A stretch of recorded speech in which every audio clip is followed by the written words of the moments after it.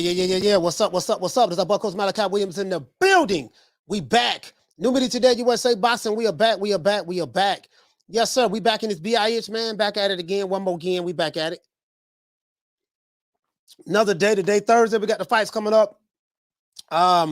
Saturday, Lomachenko and Ortiz fighting each other. Katie Taylor is fighting. Who is Katie Taylor fighting again? Katie Taylor versus Elizabeth, Karen Elizabeth. We also have a fight coming. Let's see. Well, I'm not even talking about Jake Paul. We ain't talking about that. Nobody watching that shit. Jojo Diaz versus William Cepeda. I'm picking Cepeda to beat Jojo Diaz. Possibly stop him. Possibly stop Jojo Diaz. I don't know. We'll see how that play out. Vasily Lomachenko. And let's see. So we got three fights coming on this weekend. We'll talk about the fights tomorrow. We'll talk about the weigh-in. I think they had a press conference today with Lomachenko and Jermaine Ortiz. So we'll see. We'll see what's up. We'll talk about that a little bit as well. And there's another fight that's on Friday. There's a fight tomorrow. Guido Villanello versus Jay McFarland. That's going to be on ESPN. That fight is in Italy. So I don't know. I don't know what time it come on, guys, but you probably want to check it out and see what's up. I don't know what time it come on, but we probably want to check it out and see what's up. It is what it is. Shout out to Timothy, man. Timothy, what's going on, fam? Salute to you, my brother. Salute to my brother, man. Timothy, man, in the building, man. Knockdown 305, Dade County's finest. What you say, JT? Alexis Rocha, he fights as well. When is he fighting? Oh, probably on the undercard. You know what? I'm not seeing the undercard. That's the thing. I'm not seeing the undercard. You get what I'm saying? If you're new to the channel, please subscribe, hit the like button. I don't have the undercard pulled up right here. So what we're gonna do, we're gonna pull up the undercard. Shout out to Lady Shan in the building. Shout out to Haymon Rivera, Lil Green Eyes P. What we're gonna do, guys, Dade County's finest, Knockdown 305. We're gonna pull up the undercard because we know who the main events are, right? Let's pull up the undercards and see what's up. Yeah, that's what we're gonna do. JT, what you said? You say JoJo on the card? You sure? Oh, he's on JoJo Diaz on the card. Yeah, let's pull up these undercards for these fights and see what's up. Let's pull up the undercards for these fights and see what's up. Mad Dog H, what did say, fam? He said Rocha is the co-main event, the JoJo fight. Okay, cool. See, I didn't know that. Mad Dog H. Good looking out, fam. I didn't know that. Let's give everybody a round of applause.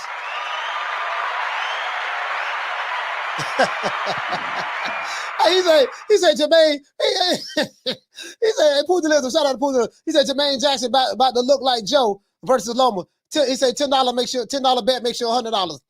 Hey, you know, we're going to see how it work out. I think, you know what I think? I think that's probably going to be a pretty good fight, man. I think this is a step-up fight for Jermaine. He's fighting Lomachenko. He sparred him before. They're very familiar with each other's style. Lomachenko, you know, wants to fight Devin Haney for undisputed.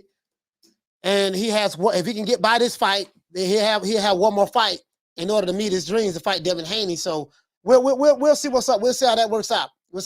Man. We're gonna talk about everything today.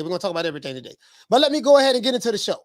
Now, Errol Spence Jr. has been mandated or will be mandated to fight Keith Thurman next.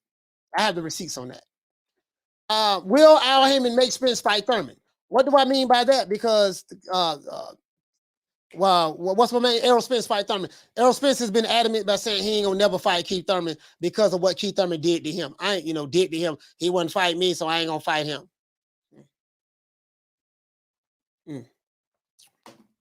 Okay.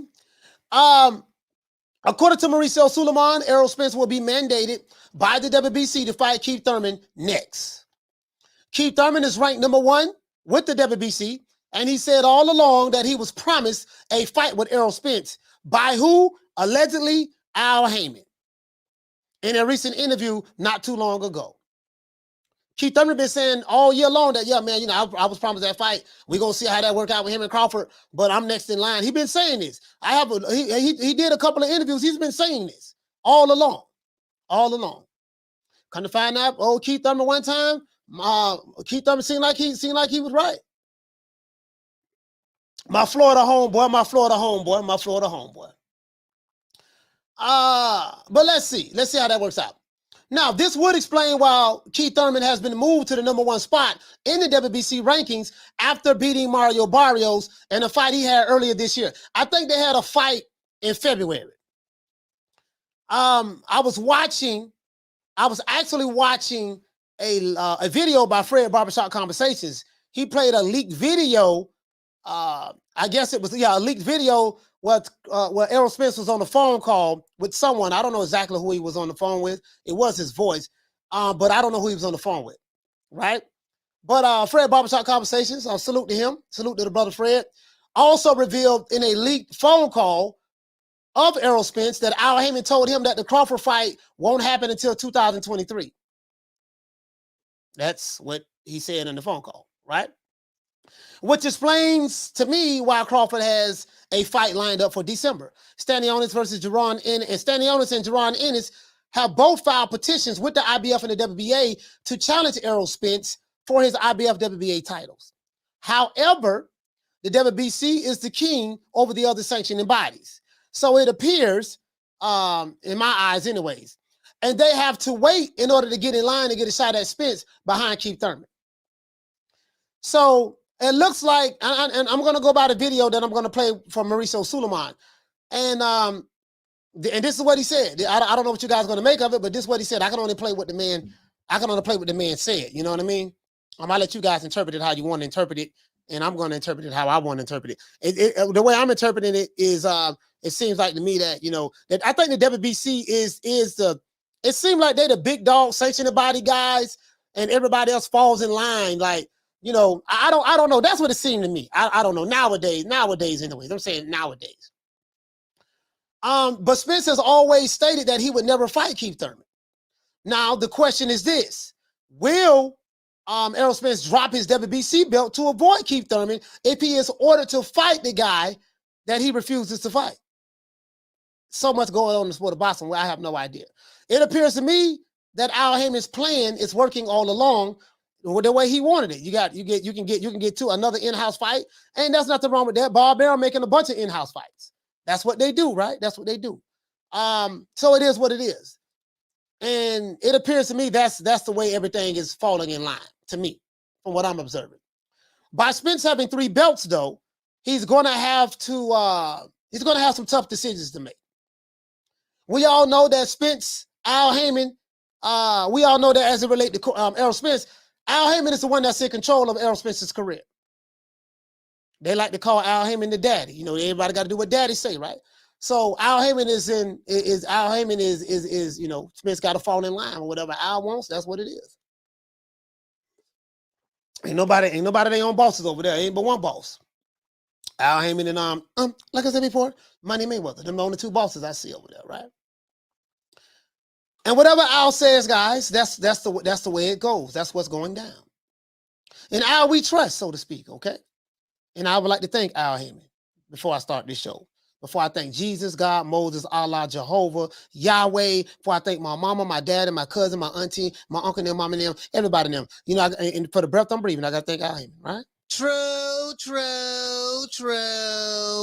Question I have for you guys is this. Do you guys feel that Keith Thurman should be mandated to fight his stablemate, Errol the Truth Spence, over Stanionis and Jaron Ennis? Or do you guys think that Errol Spence would rather drop his belt than to be forced by Al Haymon and the WBC to fight Keith one-time Thurman?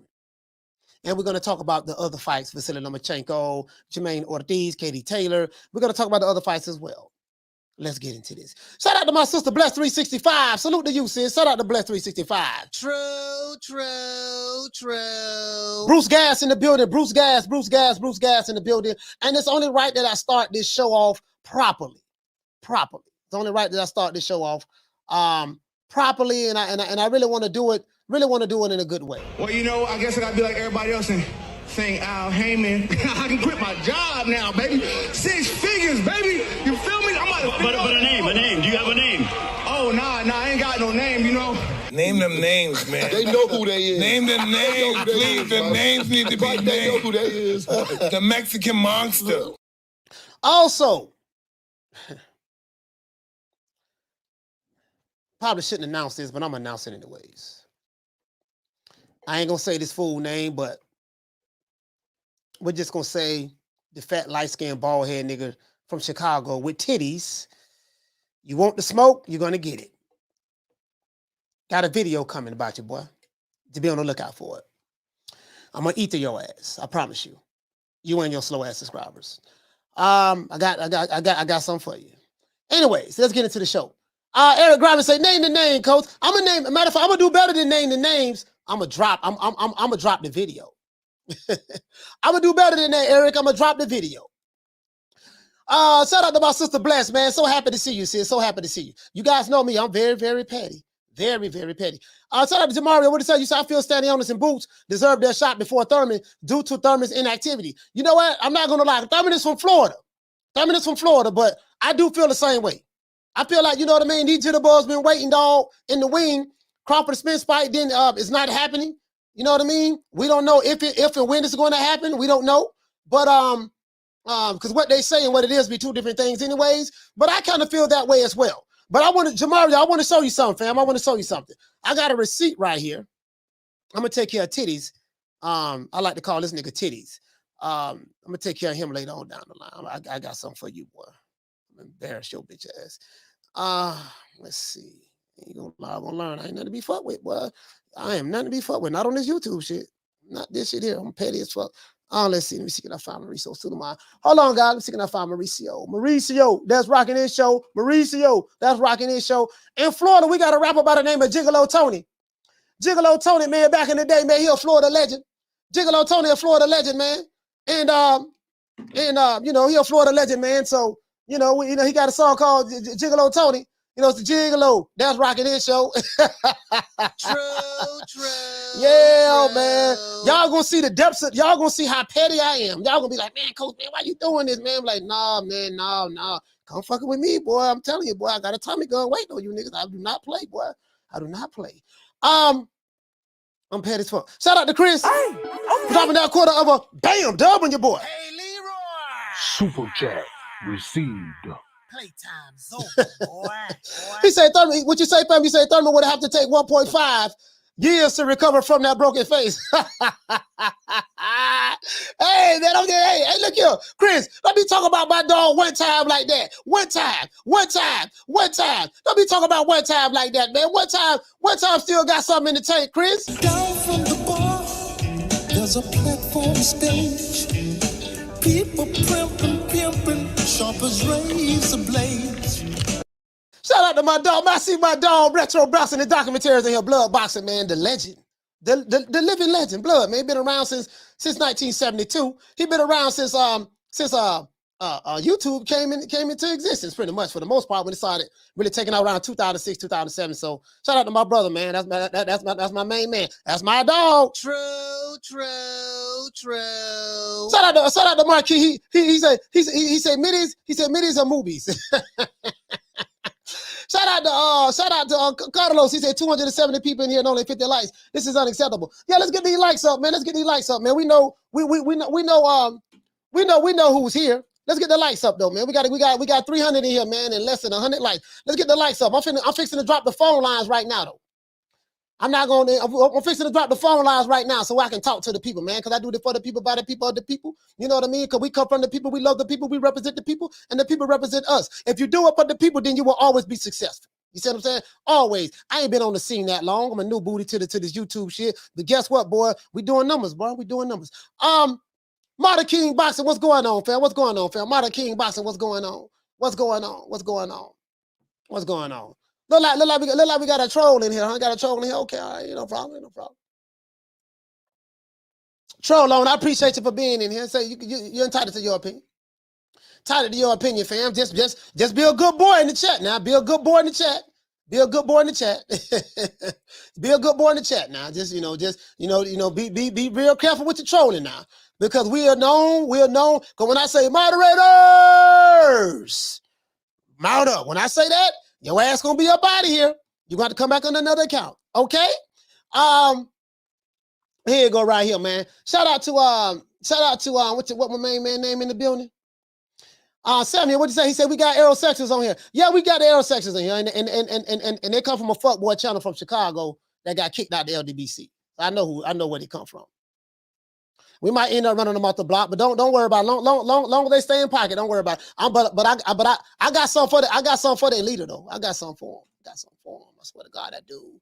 Oh my God, What Deontay Wilder say? You know what I mean? Speak it, receive it, believe it. Speak it, receive it, believe it. Oh my gosh. Shout out to Ahmed for dropping that half for bam, dub on your boy. Hey, Leroy. Super chat received. Playtime's over, boy. I am super petty. Let's see. And I will be saying the names. I'm gonna drop the vid. I'm gonna drop the vid. Shout out to what you say, man. You say for all the international Africans. Yes, sir. Hit the Cash App, $FDMG School. Hit the PayPal, International Africans. Phone lines open, 530-494-9636. Let me go ahead and drop it, man. But this is a warning. This is a warning to you aerosexuals in the building. Fuck with your soul like ether. Teach you the king, you know you. Godson across the belly. I prove you lost already. Won't lose. Well, I would not lose. I can promise you that, but I don't like taking L's. Let's see. Shout out to Trail. What did say, family? Say, coach, some channels are making vids saying allegedly, you talking about Fagnon wife is giving it up to young basketball dudes and personal trainer dudes. Okay, in the shot. Okay. All right, man. I don't know nothing about that, fam. I don't know nothing about that. You know what I mean? I don't know nothing about that, man. You feel me, Trev? I don't know nothing about that, my brother. I don't know nothing about that. Shout out to Swat Jones. He said, man, I'm over here dying, man. Hey, man, it is what it is, man. You know me. I am the king of petty, boy. I am the king of petty. Like I said before, I am the king of petty. You know what I mean? It is what it is, man. Dum.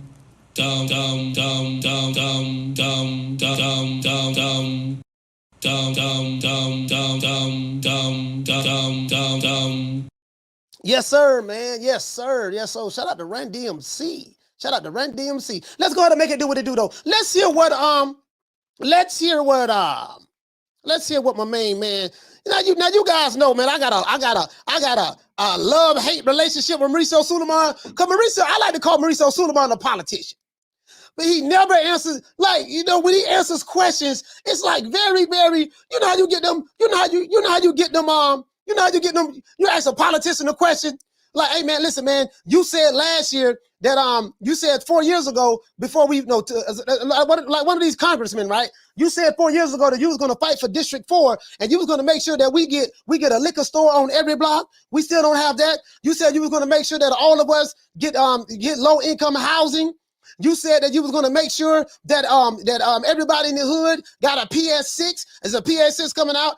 Whenever it got released, you ain't did none of those things yet. What you got to say? You see what I'm saying? And when you ask them direct questions that they ran on, they can't never give you a direct answer. This is shout out to boxing gyms in the building too. This is how Mauricio Sulaiman is. He never answered the question, bro. Never answered the question. Hey, Carlos, what you say, Bill? He said, Coach, you could be the perfect person to interview Mauricio. Hey, look here. Hey, Carlos, I'll be respectful. I promise you I will be respectful. But I'm saying, you know what, man? God damn, dog, man. Mauricio, man, check this out, baby boy. Check this out. Now, sources say, I don't know how true this is, Mauricio, but sources say you in the pockets of certain promoters. Is that true, my brother? True. Allegedly. I'm not accusing you of anything. You know what I mean? But do you want a nigga explain that, Mauricio? Do you feel like there's any nigga explaining that you need to be made? Hey, let's get them likes up, man. How many likes we got so far, man? Shit. How many likes we got? We got almost 400 people in here, man, and less than 200 likes. This is unacceptable, people. This is unacceptable. I know y'all came from Titties, Mr. Titties channel. I like to call him Titties. That's gonna be his new name. I'm gonna brand you Titties, boy. You gonna learn about fucking with me. You gonna learn. You and your slow ass subscribers, y'all gonna learn about fucking with Coach, boy. You gonna learn. You gonna learn. That's your new nickname, Titties. You know who I'm talking to too. But anyway, let's get off the titties. Sometimes they call them man boobs or whatever the case may be, but it is what it is. I don't have that problem, so I don't know about that. Alberto, what you say, fam? He say, Coach, with the Louis V. You know what I mean? He said they're not gonna like that. hey, what you say though?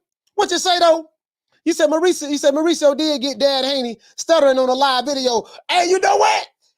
Listen, AI, I haven't seen that video. Cause I haven't seen that video, fam. I haven't seen that video. I haven't seen that video, fam. I haven't seen that video. Let's pull up Mauricio Sulaiman. Check this dude out here, man. And you were having those conversations with Tyson. You were sort of operating as an ambassador of the sport of boxing, and I want you to speak in that role right now, because we had this fight that a lot of people were looking forward to, undisputed welterweight. I do not own the rights to this material. It's for education purposes only. I do not own the rights to this material. It's for education purposes only. Title fight. Shout out to the boys over there in Fight Hype, man. They're doing some good work over there, man. Ripe and there for the taking between Terrence Crawford and your WBC champion and other two. He has 3 belts in all. Errol Spence, shout out to Haymon Rivera. Jr. of Texas. That does not take place. And I know a lot of fight fans are feeling let down, angry, betrayed, that anything could get in the way of this fight happening, as it should. Will it go? What can your role be to try to, bridge these guys together? Is the first part of the question. And then secondly, that's a pimp name, no, what boy. would you say to the fight fans who, are so angered? I think a lot of them kind of just want to turn their back on the sport and say, boxing can't give us the fights that we want to see. Hey, now, you know what? That was a good question. He said, man, what can you do, man? Because the fans is mad. They want to see these mega fights. We can't get them. You got Team Titties pushing one narrative, and then you got another team pushing something else. So, it is what it is online. I showed you these guys. I told you these guys broke. They ain't got nothing. You see, they didn't even support Wilder. So, Wilder did 75,000 pay-per-view buys. They didn't even support Wilder. So a lot of these guys do a lot of talking online, and that's about as far as it goes. But anyways, the politics in boxing it's too political, dog. It's too political, and a lot of fans are turned off about it. And this is why a lot of fans they going to the MMA, they watching street fighting on YouTube. Hey, you know what though? Oh, hey, check this out. I was watching some street fighting on YouTube, bro. Like the street fighting leagues, like what Kimbo Slice used to be in, bro.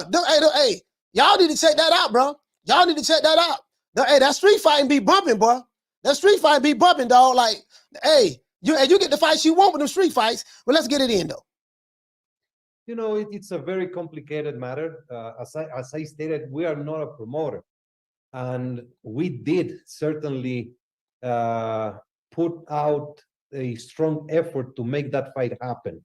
We put on hold the mandatory obligations of our champion Spence, and we made it known that we're gonna give every support for the fight to take place without putting any obstacles to it. I've seen Crawford several times in person, through friends, and he always says, I want my WBC. He was a super lightweight WBC champion, and when he moved up in weight. So, Mauricio Sulaiman. Now, hold on. Now, I will say this. I know I'm one of the biggest, Mauricio Sulaiman's biggest critics, but I have to be honest. He did not force any mandatories at all while they're trying to make this negotiations happen, right? With Crawford and Spence. He didn't do that. I got to give him credit for that. And the IBF, they haven't imposed a mandatory on Spence for 4 years. Last time he defended a mandatory and for the IBF has been from 4 years ago. Now I will say this: certain fighters get certain privileges. So when some people sit back and say, "Well, Canelo he's a privileged fighter," but they forget about, okay, what about Spence? What about Wilder? You know what I mean? As well. What about certain fighters, and this is no shade on those fighters, but certain fighters do get certain special privileges for sanctioning bodies. I mean, this is the truth. So it's not a black and white thing. Some people try to make it racial, but it's not. I'm like, you got Spence, he black. He ain't defended the IBF since 2018. And then Wilder, I think he only defended his belt against a mandatory a couple of times. The 5 years he had the belt. So, and this is no shade on him. I'm just saying how these sanctioning bodies work because of the politics. Certain fighters, and then some fighters. Look at Jojo Diaz. What the dude named that Tank knocked out? What the dude named that Tank knocked out, guys? Fight of the year. What the dude named that Tank knocked out? You see what I'm saying? Damn, what the dude named that Tank knocked out, man. Damn, I forgot the dude name, man. He named his son after Al Haymon. Shout out to Walt. Hey, okay. Dropping that quarter of a bam dub on your boy. Hey, Leroy. Super chat received. Playtime's over, boy. He said, Coach, what you say, Coach? I catch myself looking at street fights too. He said, good thing. He said, good thing. I like MMA too. They're killing it. Hey, brother, listen, let me tell you something, boy. Them goddamn street fights. And you know what I want to do? All jokes aside, I would love to commentate one of those street fights. I would love to commentate one of those street fights, dog. Yeah, I would love that, dog. I would love to commentate a street fight. I mean, listen, bro, I have so much fun doing that, bro. I would love to commentate a street fight. Absolutely, bro. I would love to commentate a street fight. And for real, though, I'm dead ass. Down from the bar, there's a platform stage. People pimping, sharp as razor blades. Shout out to Boogie Crosby. I saw what you said, Boogie. Shout out to Mills Lane. Hey, okay. Dropping that $2 bam super chat on your boy. Hey, Leroy. Super chat. Yeah, Santa Cruz. That's his name, Leo Santa Cruz. Yeah, Leo Santa Cruz. He say sounds like Al Haymon. Sound like an Al Haymon move, Coach. Yes, sir. Hey, Ray Boxer Jim he said, I'll do the film study, Coach. Hey, now let me tell you something. I can imagine because Boxer Jim got one of them. He got one of those smooth voices, right? He say, look, now right here, he's trying to parry. When he's trying to parry the jab, the mistake he's making is this. Now I want you to look at the footwork. Now when he throws, look at how his footwork is set up. His feet is all spread wide. He's in the wrong stance, right? And the other guy, he's in the wrong stance. This will explain why both fighters are off balance when they throw punches. Especially this guy over here, Shawty Big Nuts. When Shawty Big Nuts threw the backhand, he was all uncoordinated and off balance, and he had his chin out there. So his defense is defenseless. He doesn't have any defense. And this is why they had the clash of heads, the clash of the heads. So, and then you have these fights right here with Hippity fighting Hoppity, right? So you got Hippity and Hoppity fighting each other. Now these two guys, this is phenomenal footwork. Look at the perfect balance. Look at the way they throwing them paws. They're in the pocket. Look at how Hippity slipped the jab, slipped the left paw, and came back with the overhand right paw. Like I can see boxing gyms breaking that down. I'll be like, interesting. I'll be sitting right there like, damn, boy, he really broke that shit down. And no, Boxing Jim that good, dog. He that good, dog. I'm telling you, bro. Hey, he good, bro. He that good, bro. I'll be like, God damn, he really broke that shit down. Especially if I'm on some weed, I'll be like, damn, all right, then, I didn't even look at it like that. I did see the way he moved his left. I did see the way he moved his left paw 3 centimeters to the right. I didn't even notice that. So that's how he was able to pivot in a 45-degree angle because he moved his left paw 3 degrees to the right. I just caught that. Yeah, man. I've been saying it for a couple of years. Yeah. I won the WBC green and gold belt. So I do not know the specifics why the fight fell at this moment. I was led to believe on multiple occasions that the fight was going to take place. Okay. They said November and then probably at the beginning of the year. But now it seems it did not materialize. And I see Crawford probably fighting a Venecian as it was announced. The thing is, as a fan, we take blows, but in every sport. All right. So, because I gotta, because Mauricio will keep, y'all know how Mauricio a politician now. You know what? I'm not gonna give Mauricio too much of a hard time anymore because I understand the game. I've been kind of hard on Mauricio Sulaiman. Pause. You know what I mean? Deservingly so. He gets a lot of criticism from me, creating French fries belts and Donkey Kong belts and hog head cheese belt. Yes, sir. Hey, you know what I mean? Hog head. You know what I mean? He created all kind of. Hey, you know what? Hold on. I'm gonna show you guys something.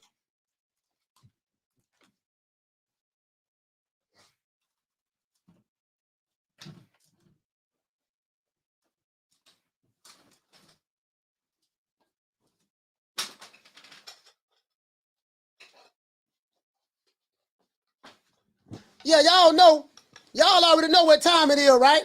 I ain't pulled these things out in a minute, but it looked like I'm gonna have to. I haven't pulled them out in a minute. The whole world know. The whole world know what time it is.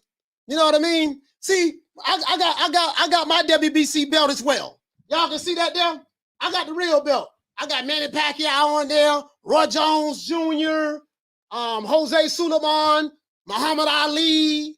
Like I said before, Money Mayweather on here. See, I got my green belt as well, baby boy. You see what I'm saying? Undisputed. I'm undisputed on this shit, dog. I got the IBF right here as well. I got the red belt, undisputed. Like I said before, you know what I mean? I did something Floyd Mayweather didn't do. Money May didn't do this here. I got the WBA right there, the black belt, the black and gold belt. Like I said before. Also, what else I got? I got the WBO right here as well. I am undisputed in the 4-belt era on YouTube. Yes, sir, it is. Let's give myself a round of applause.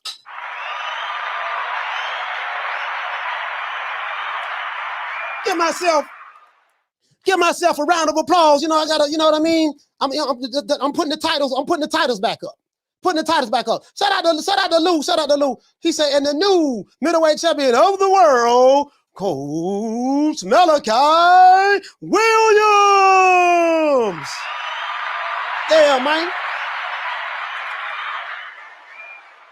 Hey, what you say? What you say, bro? You say no ring belt? No, I ain't got no ring belt. I ain't got the ring.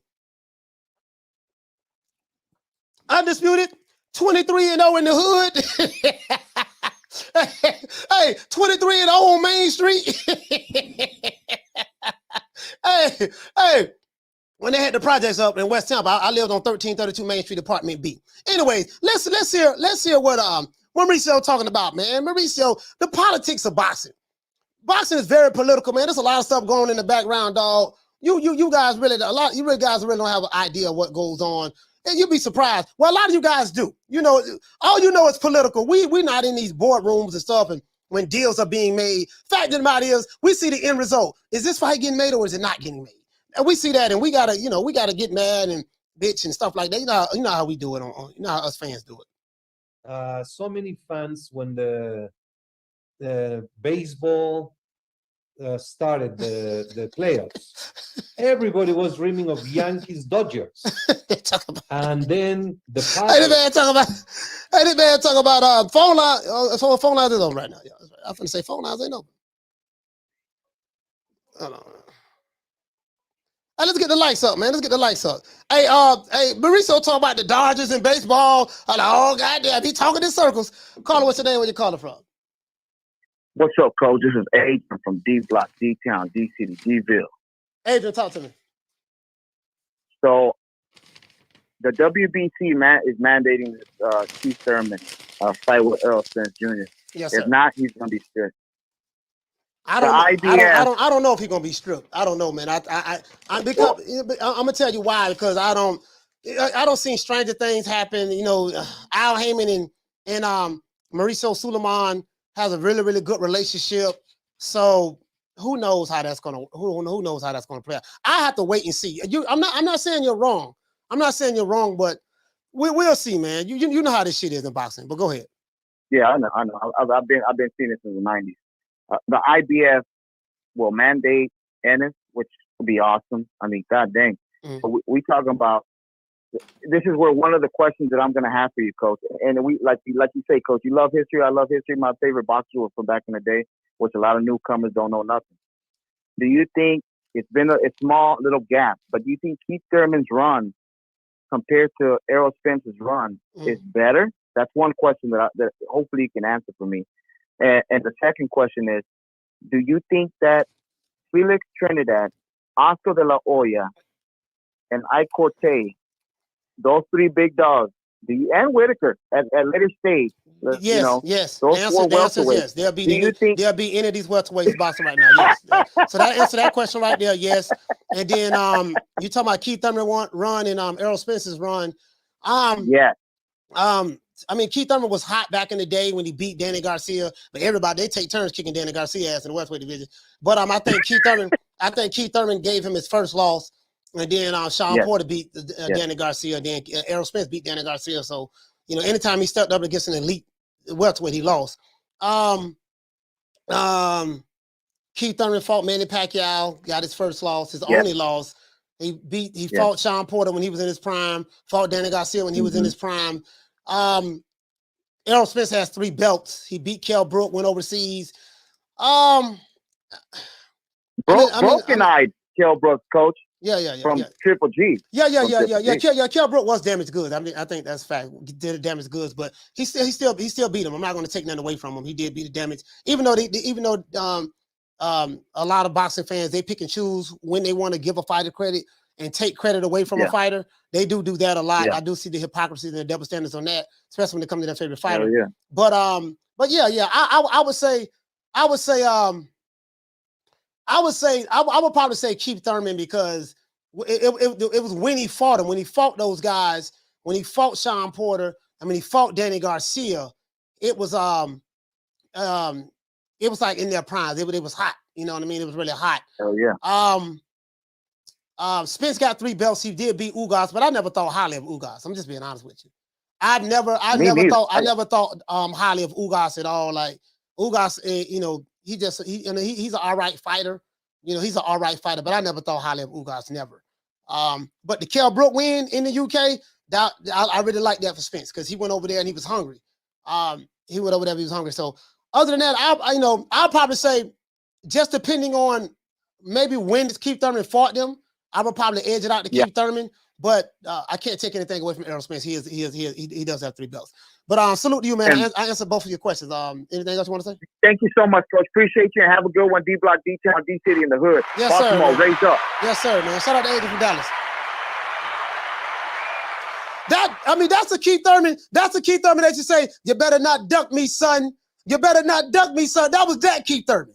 That one time right there, bro. I ain't gonna lie, man. We were mad as hell at Keith Thurman, dog. When he retired, shout out to Monroe.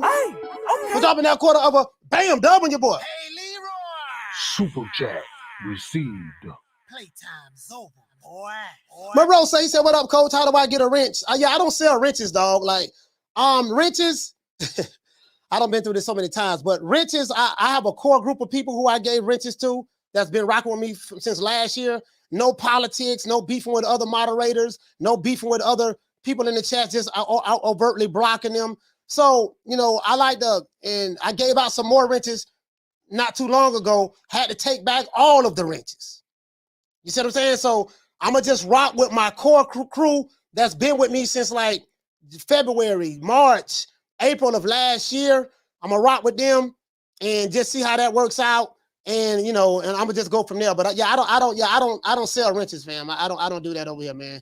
You know what I mean? I'm just being honest with you. I just like to keep my core group, and that's it. Because what happens when you make too many wrenches, that's when the problems go to happening, and I really ain't got time for it. You said the same, my brother, man. But I appreciate it. Down from the bar, there's a platform stage.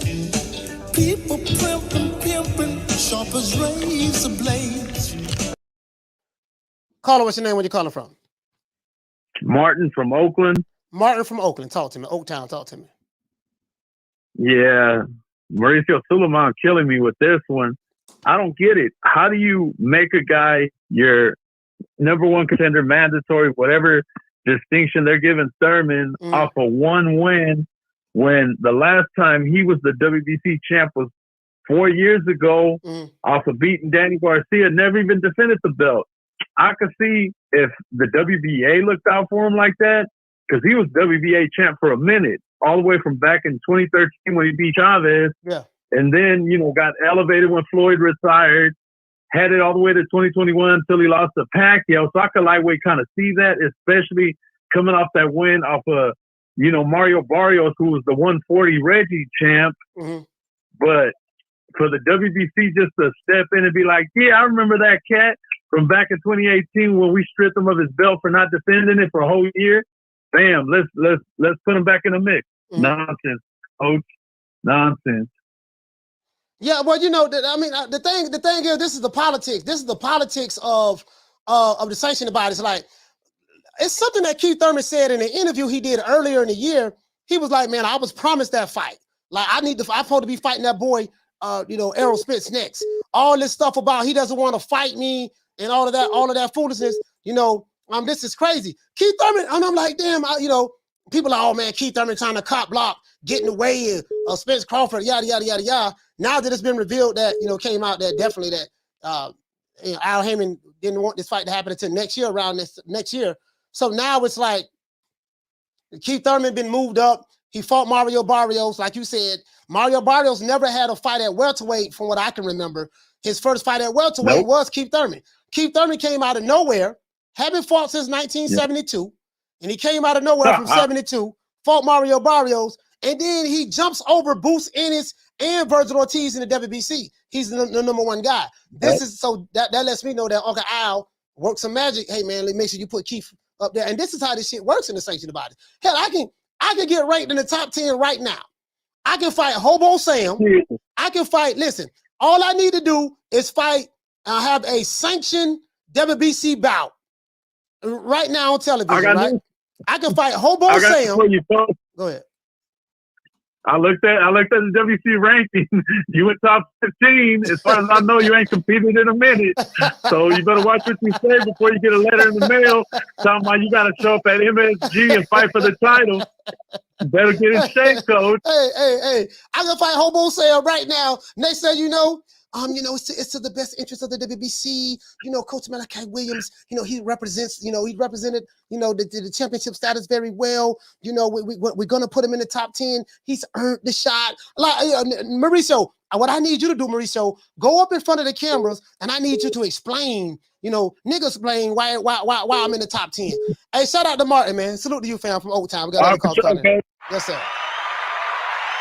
Yeah, I think we can make that happen. I'll call it. What's the name when you're calling from? Coach, didn't we call this shit January this year? My dog, sure. Compton's in the house. Yeah. He said it. If this motherfucker was half decent against Barrios, he's fighting Spence next. Did we not? He said, I ain't gonna lie, dog.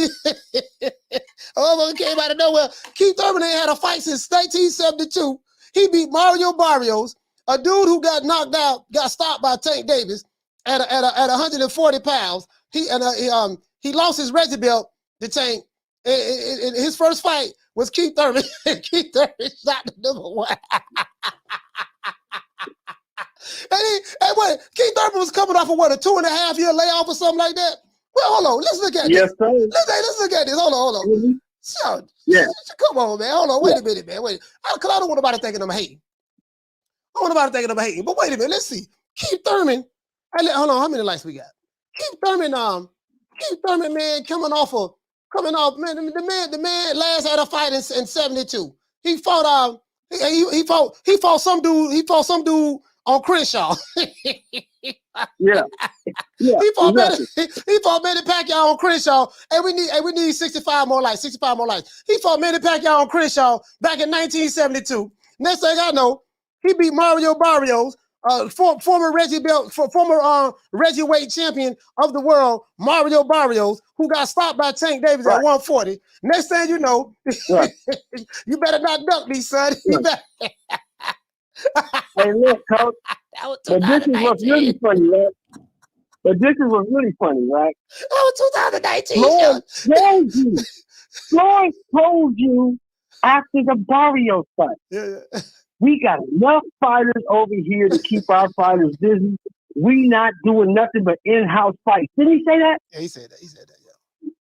God damn, Floyd is... It seems like Floyd is a prophet. He told you. Yeah, he said that. Yeah. And now motherfuckers want to have an attitude. Hey, look here, man. So here's my question, Coach. Go ahead. See what he does. Yeah. They say the man keeps his word. Errol Spence keeps his word. Yeah. His word was he will never fight that. Yeah, who said it? So does he drop the belt and move up? I don't know. Maybe he drop it. Maybe he get elevated to the French fries belt. Maybe Mauricio created a French fries belt for him. Maybe so. We shall see. We damn sure finna find out, Coach. All I know is this here, man. My dog one time, Keith Thurman, one time, you know what I mean? Yeah. He just need one time to get a shot at that belt. He just need one time. No, you know, man. You know how we get out. I'm gonna call you later. I gotta get back to it, bro. All right. Shout out to Shell, man. Shout out to my brother Shell, man. Compton, man. My brother Compton. Hey, look here, man. Look here. There will be no one-time hate on this show today. Listen, one time is from Clearwater. He's from across the bridge. He don't live too far from me. My dog one time. Hey, bro, let me show y'all this. Hold on, let me show y'all this, man. Hold on. Bro, look at this here. We're going to pull up the WBC too. Now, Keith Thurman fought Manny Pacquiao, as you can see, guys. July the 20th, 2019, right? And he lost. What he lost to a split decision? Oh, what is a UD? Oh, yeah, it was a split decision. He lost to a split decision. I thought one time pulled that, but I ain't gonna lie, I thought one time pulled it out. I thought he beat Manny Pacquiao. I thought he pulled it out. Outside of the knockdown, one time dominated the second half of the fight. But that's neither here nor there. Then he went in, let's see, hold on, let me see what's up.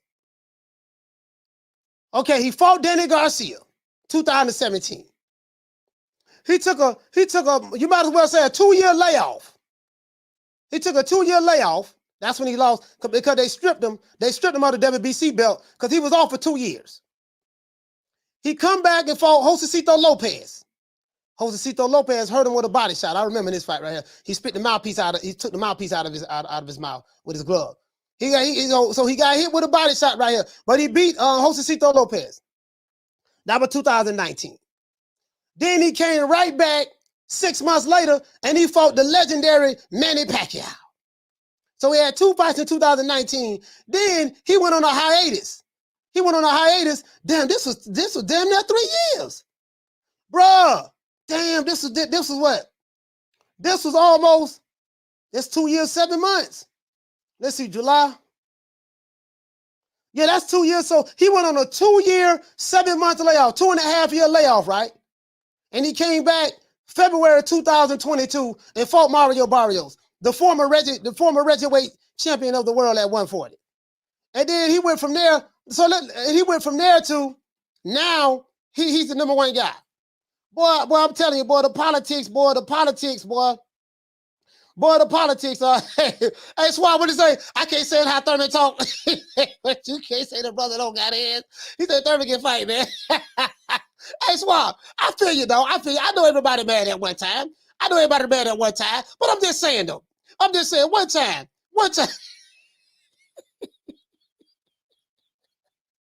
One time, for get a shot at the title. True. One time for to get a shot at the title again. One time for to get a shot out. One time for to get a shot at the title again. That's what one time for to do. One time for to get a shot at the title again. Now hold on. Let's pull this up. Let's see. What Mauricio Sulaiman at? Mauricio, that's rocking this show. Talk to Mauricio. And we have Phillies against the who this is? Oh, this might be one of the Wakanda niggas. Wakandas. Oh, I got Wakanda. Hey, Wakanda came over here. Oh, look at him. He gave me a $2 super chat. Goddamn Wakandas, boy. Them goddamn Wakandas, boy. God damn, boy. Wakanda. I tell you what, Wakanda. This is what I'm gonna do, Wakanda. I know what you want. You either Wakanda or aerosexual. You probably an aerosexual. So since I think that you are aerosexual, let me go ahead and hit you with this.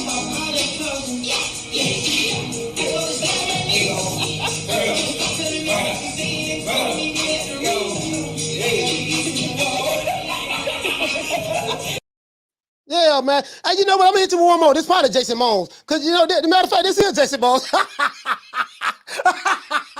Jason Mones agreed another account. Hey, you spell coon wrong too. Jason, you spell coon wrong. It's COON, not E. You spell coon wrong. Okay. All right, Jason, sit right there. I'm gonna leave you right here. This Jason Mones. Don't block him. We're gonna leave him right here. Now, Jason Mones, In order for me to read your super chat again, you're going to have to give $10, okay? So see, can you talk to your mama, call your mama, ask your mommy can she give you another, can she put another $8 with that? And Coach Malachi will read your super chat again, okay? Yes. Yes. Surprise. You gay. That's not all. Go in there.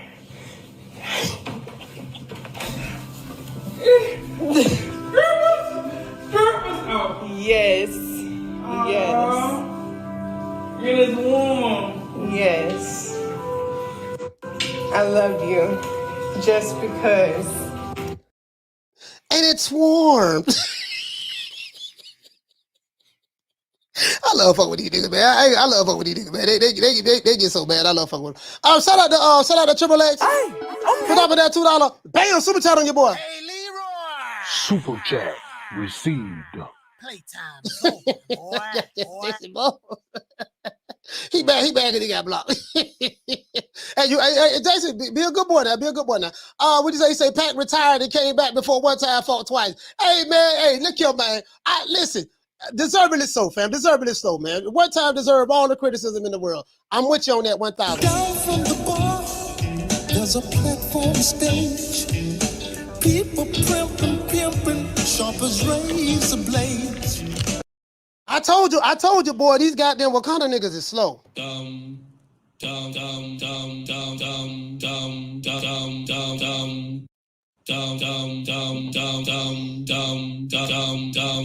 They dumb as a box of rocks. They dumb. Anyway, we ain't gonna worry about them fools today. We'll fuck with them some other time. Now, let's pull up the WBC. Let's pull up WBC. Let's finish listening to Mauricio Sulaiman while I'm pulling that up as well.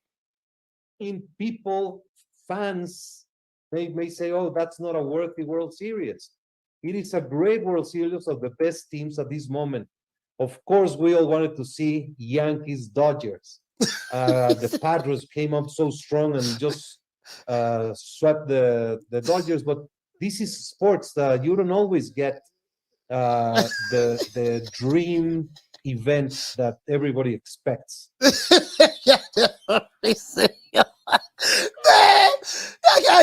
Mauricio, I ain't even mad at you, dog. Mauricio, I ain't mad at you, dog. I can't even get mad at you, Mauricio. I can't get mad at him. Fuck it. You can create all the French fries belts you want. You know what I mean? You can create all the French fries belts you want, Mauricio. I can't get mad. You gave me a belt. You made a belt for me, so I can't get mad. I got a belt too. It ain't the French fries belt, but I got a belt too. Now I want to show you guys something. Before Keith Thurman fought Mario Barrios, he was nowhere to be found on this list. Right? Before he fought Mario Barrios. Then Virgil Ortiz was ranked number 1, I think, in the WBC. And Jaron Ennis is ranked, I think, maybe behind him or something like that. And then, of course, David Avanesian is right here as well. David Avanesian is ranked number 5. That's who ranked number 4. That's who Crawford is fighting next. Then they got Conor Ben, Ugas, yada, yada, yada, yada. Keith Thurman came out of nowhere, pulled the Machiavelli. He jumped over everybody and became number 1. He jumped over everybody and became number 1. Now, I'm gonna let you guys figure out how that happened. Shout out to Monroe. Hey, okay. Dropping that quarter of a bam dub on your boy. Hey, Leroy. Super chat received. Playtime's over, boy. Monroe said, hey, coach, I had Spence winning the fantasy super fight until you played that goddamn that Baby Shark video. I mean, now you can still pick him. You can still pick them, fam. I mean, you can still pick them, fam. Ain't nothing wrong with that. You can still pick them. I mean, at the end of the day, fam, when you're picking fights, Monroe, you gotta pick who you think is going to win the fight. At the end of the day, ain't nothing wrong. You gotta go with your gut feeling, fam. Ain't nothing wrong with that. I don't think the Baby Shark, the Baby Shark video, it is what it is, man. Christmas, you know what I mean? And what is that? I don't know what the hell it is, but I'm just saying, B. I'm just saying. Down from the bar, there's a platform stage. People pimping, sharp as razor blades. Shout out to Haymon Rivera. What did he say, fam? He said, coach, what you say? He said, coach, I think the bigger the name, the bigger the purse, the bigger the sanctioning fees. I don't even know, man. I don't know nothing about how the sanctioning bodies work. What I do know is that you can get moved up and down the rankings. You know, if you got a good promoter, yeah, you can get moved up and down. You can get moved up and down the rankings at any given time. I know that for a fact. Barbershop does it. He work a section about it like a $2 hole. Al Haymon does it. He work a section about it like a $2 hole. When Don King was at his heyday promoting, he was working all the section about his like $2 holes. So that's how it works, fam. That's how it works. Shout out to Edwin. Hey, okay. Put up in that $2. Bam, super chat on your boy. Hey, Leroy. Super chat received. Playtime's over, boy. Ebony 19. We need 20 likes, 20 more likes in order to get to 300, man. Let's get to 300. We got almost 600 people in here today. What you say? You said you got what you say, Edwin? You got the family moans trolling you. That's his bro. I told you that nigga be broke. I told you that nigga be broke, bro. Nick Sack selling that nigga that be broke, dog. That's all day. You can tell they ain't got no woman at home. They ain't got no woman now. They ain't got no woman. I'm telling you, I know these dudes. These dudes, Nick Sack selling, dog. You know, PS5. Blood said I'm giving them too much credit by saying they got a PS5. PS3 playing all day. Like, these niggas is broke. They ain't got no money. And it's always the broke niggas that do the most. The broke niggas are the ones that do the most. It's just the truth, dog. But, you know, we ain't gonna worry about them. Let them do them. Let them do them. As long as they be good boys, they'll be all right. Carter, what's your name? Where you calling from? Hey, Coach Giovanni from Jersey. How you feeling, baby? Giovanni, talk to me, my brother. Yo, it's like this. How in the fuck does Keith Thurman get a shot at the crown at Errol Spence after he's literally not fought actively in the last 4 or 5 years? I mean, granted, I'm exaggerating. Yes, he has fought. I got you. I'm exaggerating, but goddamn, the motherfucker don't fight anybody. And lastly, he beats a junior welterweight, an ex-junior welterweight champion, Mario Barrios. And now he pulls up the rankings at the welterweight under the WBC. That doesn't make any sense. How is he deserving of that fight when you got Virgil Ortiz and Jaron Ennis that are ranked higher than him? I mean, hell, George Foreman, when he came back after 10 years, had a fight, White Muhammad Kawi and fucking Gentleman Jerry Cooney. He had a fight to get his way back in there, even though he was an ex-champion. So I don't understand how they're just giving him a shot at the top dog at 147 or one of the top dogs, even after he hasn't even fought any of the guys as of late in the top 5. Now, granted, if you would have fought Ennis and beat him, cool. You would have beat Virgil Ortiz and beat him, cool. If you would have had a few guys and he would have fought in the top 5 at 147, then I'd be like, all right, I can ride with that. But the fact that he hasn't even fought anybody that's in the top 5, because hell, Josecito Lopez wasn't even in the top 5. Yeah. You know what I'm saying? At the time, he wasn't. And see, this is the thing, Giovanni, this is what I'm saying, fam. Like, the politics of it is very, very strange. Now, you know, Keith Thurman from Florida, you know, but because I'm from Florida, he's from Florida, I can't cap for him, right? I got to be honest. Right. Now, Keith Thurman, you know, Al Haymon got him in a position. Now, I want to run somebody. I want to run somebody now. Before there was Errol Spence, Keith Thurman was that guy. That was Al Haymon's favorite guy in the welterweight division. And 8 years ago, yeah. 8 years ago, Keith Thurman can sell a fight. You better not duck me, son. One time, all that stuff there. Like, everybody loved Keith or they hated Keith. And then he got inactive, didn't want to fight Errol Spence. You know what? Now, you know what? I won't say he didn't want to fight Errol Spence. I just say that he did to Errol Spence what Spence did to Crawford, right? You got to get this, you got to do that. You got to go through so many different things. So, you know, so he took him through that. And Keith Thurman was trying to get big money fights, whatever. And, you know, he didn't fight the guy. So now Keith Thurman didn't put himself in that position. Somebody, powers that be, sources say, allegedly, Al Haymon made sure that, hey, man, when Keith Thurman come back and he fight Mario Barrios, make sure you put him at number 1, because what I want to do is I want to make this Errol Spence and Keith Thurman fight. And Mauricio Sulaiman told him, allegedly, we really don't want to put Keith Thurman there and yada, yada, yada, yada. And that's how that worked out. Allegedly. Sources say. Yeah. Sources say. That's all I'm saying. Yeah. For And real. what the fuck does Mauricio Sulaiman talk about? The Dodgers and this and what are you talking about? Hold on. We're gonna get to it. I gotta finish playing. You know, Mauricio Sulaiman is a politician now. He's a politician. So God damn, what is he talking about? No, Like, yo, man, Hey, he a politician. He a politician now. He a politician. Hey. Hey, I got other calls calling in, Giovanni, man. Salute to you, fam. You got it. Hey, shout out to Giovanni from Jersey, man. Jersey in the house. Hey, shout out to my brother Timothy Stoudemire. Hey, you already know, fam, that's how I went down, man. I'm gonna be honest. I'm gonna be honest. It ain't no way in the hell Keith Thurman should be ranked #1 in the WBC. There's no way he should be ranked #1 in the WBC. I'm gonna be honest, fam. But guess what, though? It is what it is, man. It is what it is, man. You know, I ain't made it happen. So don't get mad at one time. You got to get mad at the guy who put him in that position. You get what I'm saying?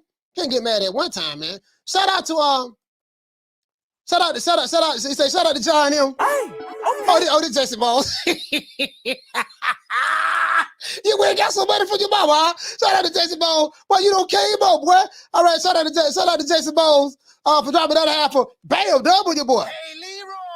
Super chat received. Playtime's over, boy. He said, how am I broke? I'm your biggest donator, champ. He said, I'm just challenging you. He said, you have not against a certain group. I don't know what the hell no T against a certain group. Bro, you got periods and sentences running together. I think you are against the PBC alone. Yeah, this is Jason Bowles. He said, you blocked me for my Jason Bowles. Jason Bowles.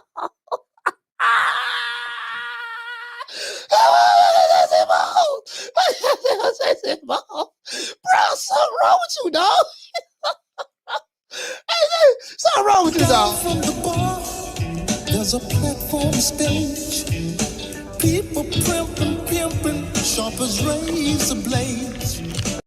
Well, Jason Bowles, I mean, anytime, regardless of whatever alias you come up under, anytime you come over here and give a super chat, we ain't gonna play Huggy Bear for you. We're gonna play Booger Ray.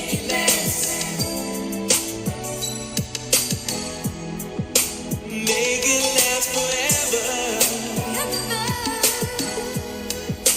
Don't let I love you.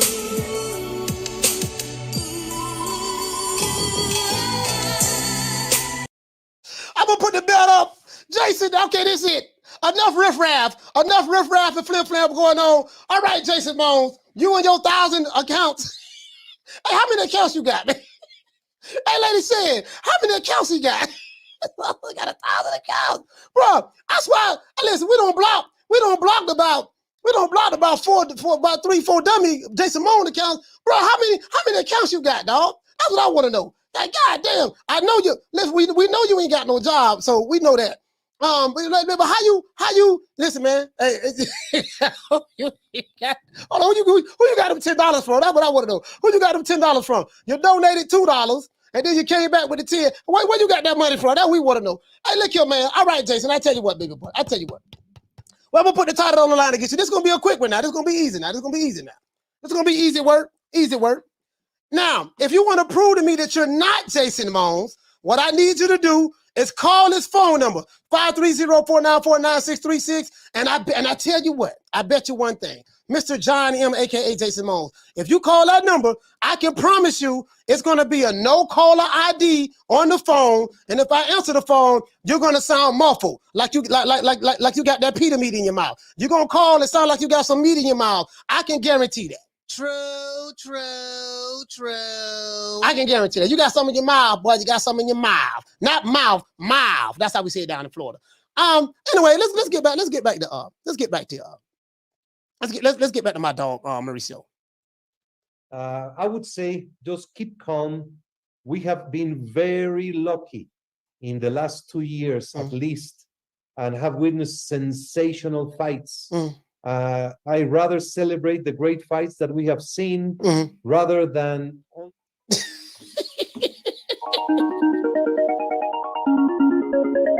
I can't make this shit up. I can't make it up. Let me leave my phone. I can't make this shit up. This Jason right here. I can't make it up, dog. Caller, what's your name? Where you calling from?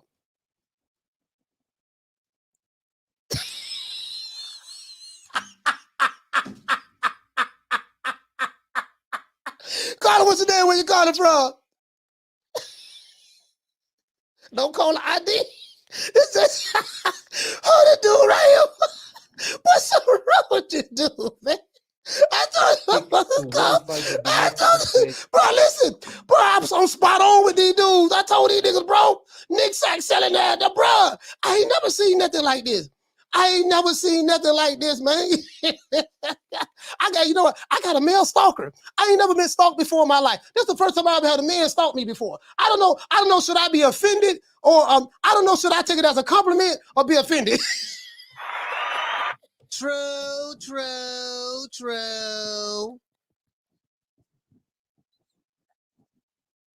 I ain't saying, should I take it as a compliment or be offended? I ain't never had a nigga stalk me before. I'm just saying, I ain't never had a nigga stalk me before. I'm just saying that like this, interesting. And who's the next big star under Mayweather Promotions? Ooh, we have quite a few young guns, as I say, and I don't want to leave any names out, but we have a great roster of young talent, and we've been very selective about what we're doing, again, because when you have, an abundance of fighters, it's hard to kind of focus on. When a big fight is to be made, it has to make sense for both sides. No promoter or company is going to put their guy in an event with everything to lose and nothing to gain, especially when we talk about this. You know what I'm saying? Interesting. Caller, what's your name? Where you calling from? Bronson, I'm calling from Florida. What's your name is? Bronson, and I'm calling from Florida. Burton from Florida. Talk to me. Yeah, so do you know if this fight with Keith Thurman is going to be for sure? Is it, or are people just are they just speculating it? Do we know if Keith Thurman and Errol Spence is going to happen for sure? Is he really Errol Spence's WBC mandatory? Like he has to fight Keith Thurman? I mean, I'm actually playing the video right now. I'm getting to that right now. Mauricio Sulaiman said that he has precedence over the other sanctioning bodies. What I mean by that is because you have two fighters who petitioned to fight Errol Spence. One in the IBF, which is Jaron Ennis, and we have Stanionis petition for the WBA to become the mandatory to fight him for those titles. And Mauricio Sulaiman said that their mandatory, the WBC mandatory, will be the one that's number one over the others. So he said the next fight will be that they're going to mandate, and that's going to be the first out of the other mandatories, will be Keith Thurman. That's what Mauricio Sulaiman is saying. Now, will they actually get in the ring and fight each other? I have no proof of that. That's why I'm playing the actual receipts. Okay, I got one last question for you. If Keith Thurman ends up fighting Errol Spence, who do you got winning? I'm gonna ride with the Florida boy. You're gonna go with Keith Thurman? Yeah, I'm gonna ride with the Florida boy. Okay, all right, cool. Hey, I appreciate you answering my questions. Thank you. Yes, sir. Shout out to Burton from Florida, man. Shout out to Burton from Florida. Shout out to Russ. Hey, okay. Dropping that quarter of a bam dub on your boy. Hey, Leroy. Super chat received. Playtime's over, boy. He said, Coach, you're killing me today. He said, I'm waiting for good law. You ain't good law, man. It is what it is, man. It is what it is, man. I'm sitting here. Hey, what Shan say? She said, hey, I ride with the AK. I got that for TWD. Shout out to the spot. Shout out for the From the bar, there's a platform stage. People pimping, sharp as razor blades. Yeah, man, you know what, man? One time. What they say, Keith, once upon a time. Keith, I listen, man, listen. Keith Thurman, I don't know how he got the number one. Well, I got an idea how he got the number one, but it is what it is. I say all that to say this. Now, Errol Spence said that he would never fight Keith Thurman.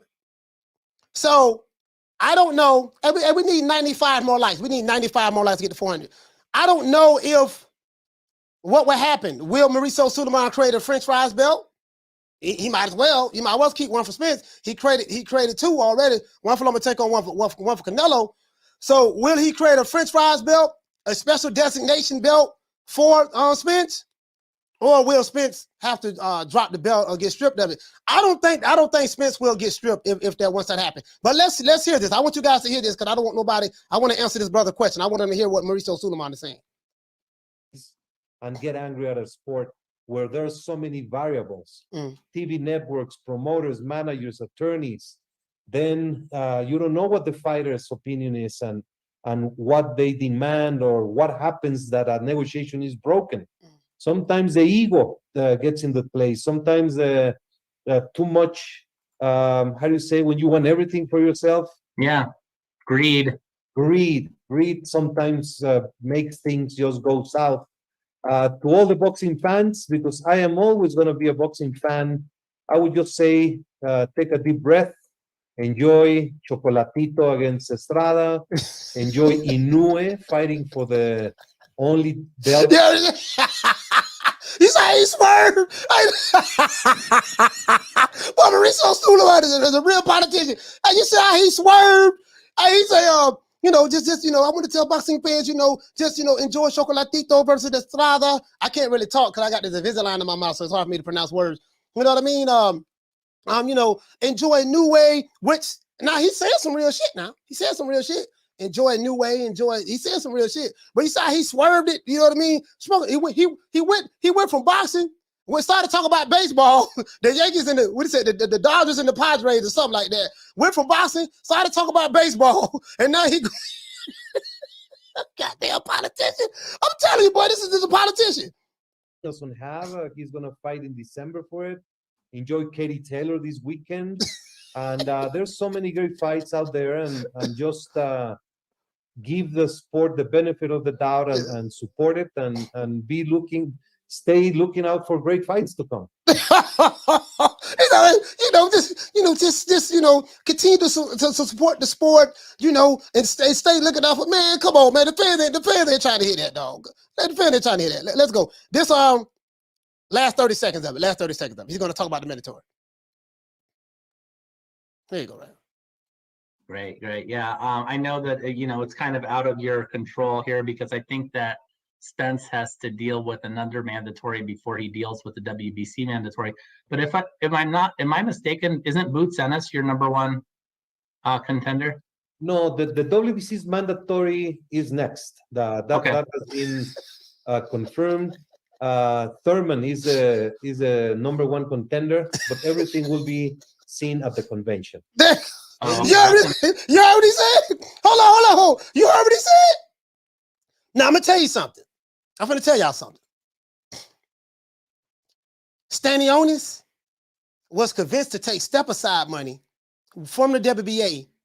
Well, not from the WBA, but he was convinced to take step-aside money because Stanionis was the mandatory I think he was the mandatory to fight Ugas before Errol Spence fought him. So Al Haymon and them worked something out to where he'll take step-aside money. Look, don't press the mandatory right now. We know you're the mandatory to fight Ugas. But what I need you to do, baby boy, I need you to step aside a little bit. He go a little change. He go a couple of dollars. Let Ugas and Spence fight each other. And then whoever wins out of that fight, then you will be able to fight the winner out of that fight. You'll have 3 belts on the line by challenging the WBA, going through the WBA route. You'll have 3 belts on the line. So if you can beat Spence or beat Ugas, you'll be able to win your 3 belts, baby boy. Okay? Stanionis got tricked. He fell for the old banana in the tailpipe. He took them a couple of dollars, stepped aside, allowed Ugas to fight Ugas to fight Errol Spence.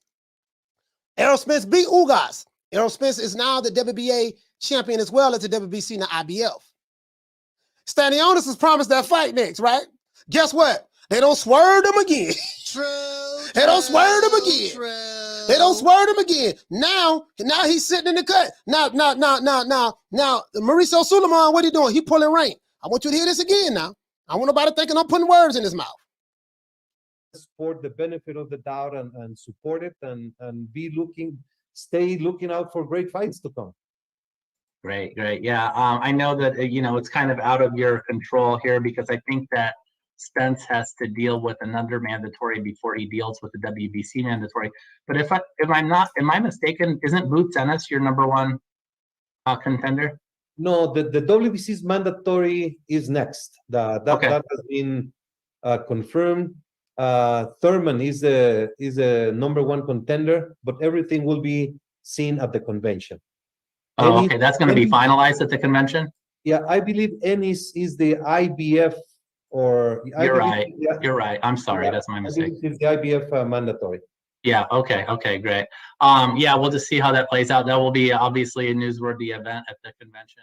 Now, the question I have is this. He admitted that Boots Ennis is the IBF mandatory, and we know he's petitioning for that right now. What makes the WBC mandatory more pressing than the other ones? You get what I'm saying? In the IBF, Spence hasn't fought a mandatory in 4 years, since 2018.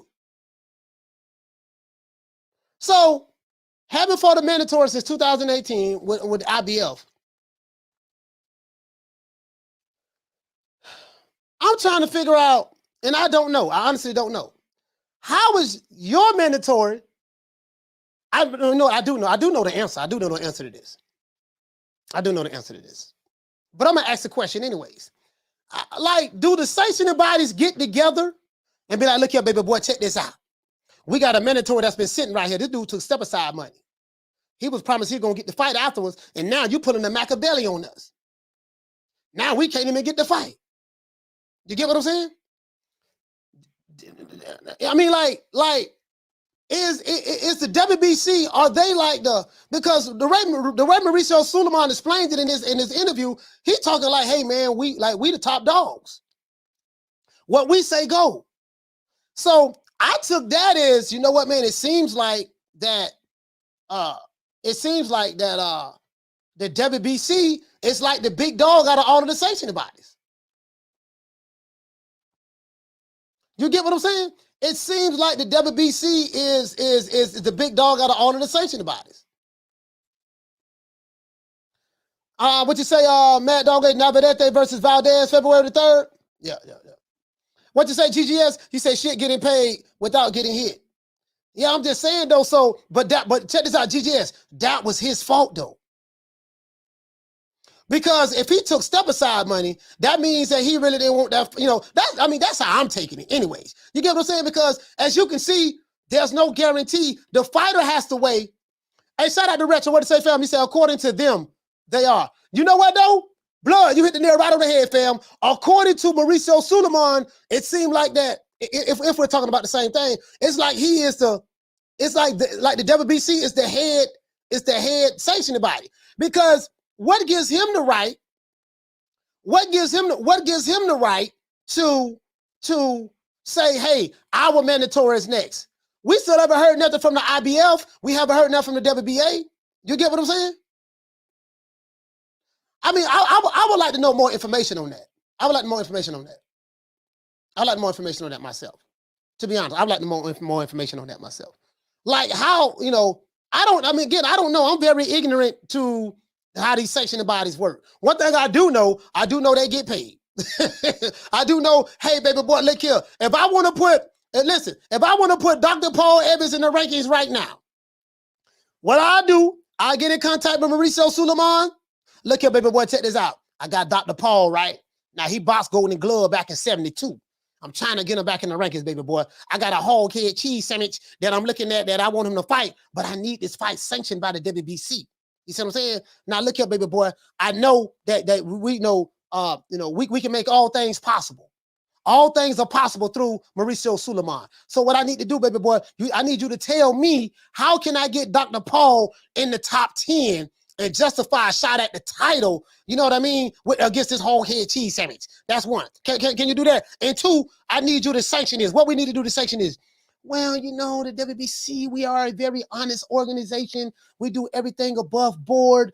We don't do anything crooked. That's just not how we roll. You're going to have to work your way through the ranks, fight a couple of guys, and stuff like that. But, Sometimes there are exceptions to the rules. I'm on my way to get ready to leave to go get me a cup of coffee. If somehow, the good Lord Jesus was to bless me to find a briefcase or an envelope with like maybe with like $50,000 in it. You know what I mean? I'm a big envelope with $50,000 in it, cash, all $100 bills, crisp, fresh from the bank. Maybe there's a possibility, a small window that if Dr. Paul can fight, what the guy name again? Hoghead cheese sandwich? Yes, maybe we can get him in a fight with a hoghead cheese sandwich and we can get him in there at the top 10. I can't promise anything, but just mysteriously, if Jesus was to bless me with that on my desk while I go out and get me some coffee, because I don't need to see anything, because I don't want to be accused of anything. You get what I'm saying? Maybe that can happen. Sources say that's how it works. True. Sources say that's how it works. Now, I ain't got no proof of this now. But sources say that's how it works. That's all I'm saying.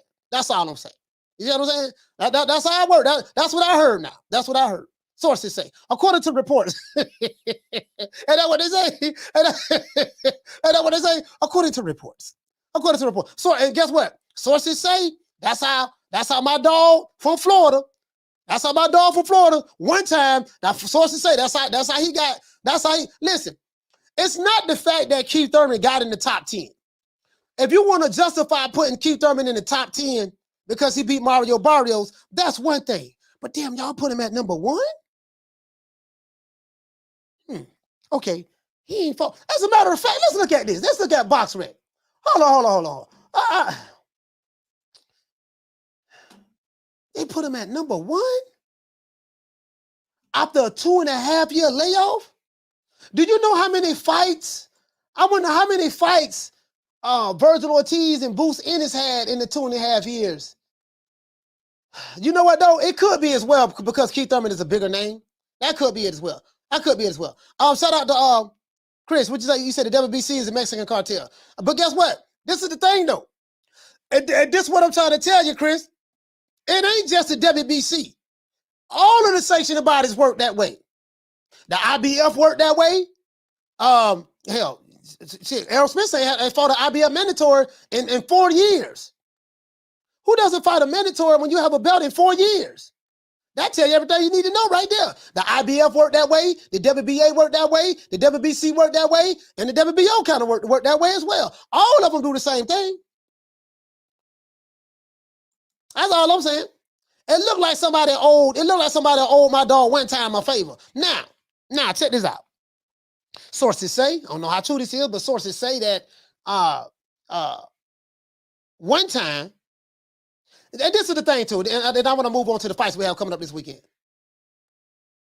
Because Giovanni made a valid point. If Errol Spence is hell-bent on not fighting Keith Thurman, if he's hell-bent on not fighting Keith Thurman, I want to see how that's going to play out. If he's hell-bent on not fighting Keith Thurman, what's going to happen with the belt? Would he strip him, or would they give him some grace period or what? I don't know. Let's see what happens. Caller, what's your name? Where you calling from? It's Dirty Red. What's going on with it, coach? Dirty Red, talk to me, my brother. Man, I know you ain't over here talking about the IBF super champion Errol, the big fish Spence on this motherfucker, man. You know, he the IBF super champion. He ain't got to fight no man, no. What's wrong with you? They got a super champ. They got a super champ. IBF got a super belt. Shit, obviously they do. You know what I'm saying, man? Yeah, I mean, money talk bullshit, water boxing. Hey, Dirty Red, you listen. I told you all of them. Like, I ain't trying to hate on Mauricio Sulaiman, but he ain't the only one. Now again, I ain't got no proof of none of this now, but sources say, allegedly, according to reports, I can get you in the top 10 right now. I made one phone call in a yellow envelope, and when you wake up in the morning, you're gonna be in the top 10. That's what I heard. Shit, that's how it go, man. That's how it go. That's how it go, man. That's why, to be honest, it's set up this way. That's the only way fighters actually sign to these big promoters, and they need money behind them to even go anywhere in their career, just because of the sanctioning body being so corrupt. You know what I'm saying? That's the only reason why you got guys that's willing to go. Well, shit, I'm gonna go ahead and go to top right, because if you ain't got no money behind you, you ain't getting no rankings. Hey, what's the guy? He be coming over. He be on the show sometime with his pops. He's talking about the business of boxing. They free agent Keith Galahad. Is that his name? Who? Keith Galahad, the dude that be on the show. His pop. Oh, his yeah. Be talking about, you know. Yeah. What they ranked at? I don't know. I don't know where they ranked at. I don't even know. I don't know where they ranked at. I don't know, fam. They probably ain't got no damn ranking. Yeah, I don't even know, top man. 10, you know what I'm saying? Yeah. Like Dirty Red, it's crazy, bro. Like these sanctioning bodies, how they work, bro. Like the way they maneuver. Like, okay, if you want to put Keith Thurman in the top 10, okay, okay, whatever. I get you. But y'all put him number 1 after beating a 140-pounder? Man, well, here's how it goes. Keith Thurman is known to sell some shit. And in a fight where he got a name with Errol Spence, so okay, boom, we gonna make the most money off of this fight. You see what I'm saying? That's just how it goes, man. Yeah, Keith one-time Thurman. He could have beat anybody and got that damn fight. He just needed a fight. He just needed a fight just to say I'm in the rankings again. And guess what? And Keith gonna sell that fight. Keith gonna sell that fight. You can believe it. Hey, he gonna sell that fight. Hey, Dirty Red, we got another call today, man. Salute to you, fam. Salute to my brother, Dirty Red, man. Mississippi in the building, man. Salute my brother. Shout out. Shout out to my brother, man. Hey, they got doggone. Hey, y'all can't be hating on one time either, man. Y'all can't be hating on my dog Keith Thurman now. Caller, what's today? Where you calling from? Jake from Rochester. Jake from Rochester, talk to me. Hey, you were talking about the sanctioning bodies and how you were seeing it as the WBC being the top dog because they were saying, you know, we're just, you know, our mandatory matters more than the rest. Excuse me. They actually, like you said, you didn't know if they got together or whatever, but they have recently. I don't remember when it happened actually, but they got together and they came up with an order. You know, WBA turn this time, and after that it's the IBF, and then they each take turns as being like the number one guy to be able to enforce their mandatory in a division. And a couple times within the last year, the WBA has just gone rogue, and they've just decided to go out of order and enforce their mandatory. And Mauricio Sulaiman publicly called them out. I think he called the head of the WBA a snake or something like that. But yeah, it sounds like it's the WBA or the WBC's turn to be the mandatory in the welterweight division. Right, but you know what, though? Check this out. How do you feel about Stanionis? Stanionis had his opportunity to fight Ugas, and because he didn't fight him, because he took the step-aside money, now it leaves him in limbo. You get what I'm saying? Yeah, it totally screws him. I mean, his management doesn't have his best interest. They have their own, you know, in the situation. And yeah, he's getting the shaft because of it. I mean, it is. I don't even know how Keith Thurman is even. Sorry, I didn't mean to interrupt. I was just saying, Keith Thurman. It's absurd that he's even in this position. He's won one fight in like 3 or 4 years, and he, like you said, he knocked out. I don't know how long. Yeah. It's been a while. He beat Mario Barrios. He won one fight in 2.5 years. 2.5 years, he won one fight. Yeah. In the one fight he won, he knocked out a guy who got knocked out by a lightweight. No, he didn't. No, he didn't knock him out. He went 12 rounds with him. No, Barrios. He went 12 rounds with Barrios. The guy he beat. Tank stopped him. Tank stopped Mario Barrios. My dog Keith Thurman went 12 rounds. Hey, Jake, shout out to you, man. We got other calls calling in. Salute to you, fam. Thanks, man. Yeah. Hey, I just saying though. Hey, I just thought about that. Damn, Keith Thurman didn't even knock Mario, but Tank knocked him out. Tank stopped him with a body shot. Tank, well, it was a TKO, but Tank stopped him with a body shot. Now, Keith Thurman did have that boy face looking like the Elephant Man. Now, he did do that. Shout out to Bishop Dog Magic One. Hey, okay. Dropping that quarter of a bam dub on your boy. Hey, Leroy. Super chat received. What the? What you say? You say Joe Cordino was stripped by the IBF for not defending it because of a hand surgery. But Sweet Cheek Spence can go 4 years and not defend it once. Bro, listen, this is what I'm trying to tell you, dog. It's the double standards. Joe Cordino got stripped of his IBF belt?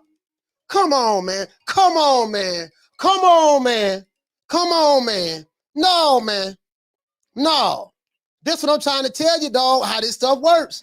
Listen, man. I'm telling you. Carter, what's your name when you calling from? No. All right, Carla, on the phone up. You get what I'm saying, though? No, come on, man. Come on, man. That's my hold on. What a brother. Hey, man, look at Don Juan. Come on, man. No. Down from the bar, there's a platform stage. People pimping, sharp as razor blades.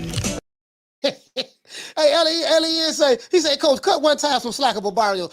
Listen, I rock with one time now. I'm not gonna lie. He a Florida boy, fellow Florida boy. But I'm just saying though, dog, like, come on, man. He went 12 rounds of Mario Barrios. Now he did beat him. Now, unanimous decision. But bro, you trying to tell me? Let me go back and read this again. You're telling me Joe Cordino? No, I don't want to believe that, dog. Hell no. Let me see something. No, man. No. I don't want to believe that. I'm in denial. I'm in denial, dog.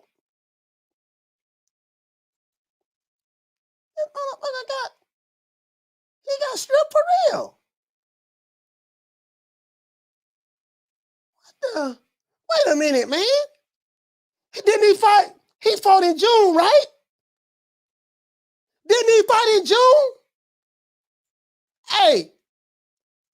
Wait, hold on. No. Didn't he fight in June? Hold on. Hold on, dog. Didn't he fight in June, fam? No.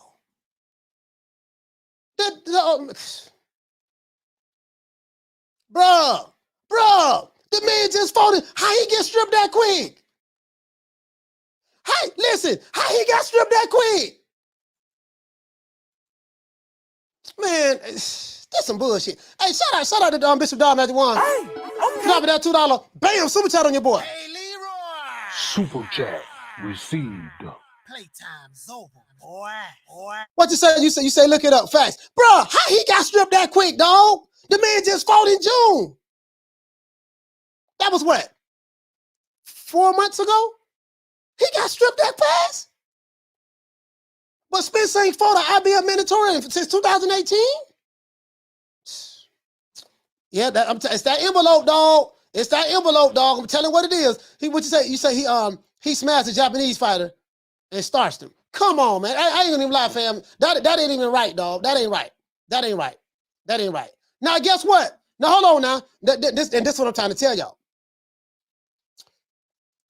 When they go to talk about this, and I want to run something by you, Shan, and I want to run something by everybody in the chat. Shout out to Major Keith. Major Keith, what did you say? Major Keith said Keith Thurman just wanted to showcase his boxing skills like Errol did versus Mikey. Okay. All right. All right. But check this out, though. Check this out. You know how they say, yeah, you got the complexion for the protection. And they like to talk about the racism and how the black fighters getting treated and stuff like that, and the white privilege and stuff like that. Let me run this by you. What kind of privilege did he get? Errol Spence is a black fighter. He has an IBF strap. He hasn't defended a mandatory since 2018. Who really getting the privilege in this particular case? How come this guy got stripped of his belt and because he had hand surgery and he just defended his title and beat the brakes off a dude in June 4 months ago, but he get his belt stripped because he had hand surgery, but another guy can sit on it for 4 years and don't have a mandatory. Make it make sense. True. That's all I'm saying, B. That's all I be saying. B. Shout out to Haymon. What did he say? That's real, coach. That's how it goes in boxing. That's all I'm saying. And there's plenty of examples. There's plenty of examples like this. Shout out to my dog, Ron Boy Fresh. Listen, check this out. I guess in this particular case, he didn't have the complexion for the protection. He didn't have the complexion for the protection, I guess. That's all I'm saying, B. That's all I'm saying. Y'all can take it how you want to take it. What you say, Destiny? You say he didn't pay his dues. Hey, man. Hey, man, whatever, man. You know, it is what it is, my brother. It is what it is, my brother. Trev, what you say? You say, Coach, Josh Taylor was stripped also. You know what? Josh Taylor only has one belt. I think he was stripped. I don't know which belt he was stripped of first. But I think Josh Taylor, was he stripped or did he just give his belts up? Did Josh Taylor get stripped or did he just give his belts up? Do anybody know? I remember him giving his belts up, but did he actually get stripped? I think he got stripped of the WBA, right? The kids back. What you say? He gave him up? Okay, he gave him up. Okay. He gave him up. Okay. Lynn, what you say, fam? You say Josh Taylor vacated the IBF while being forced to fight Amanda within a year. Bruh, check this out. Hey, Lynn, check this out, fam. Josh Taylor got forced to defend his title, his IBF, within a year. The question that I have is this. This is the question that I have.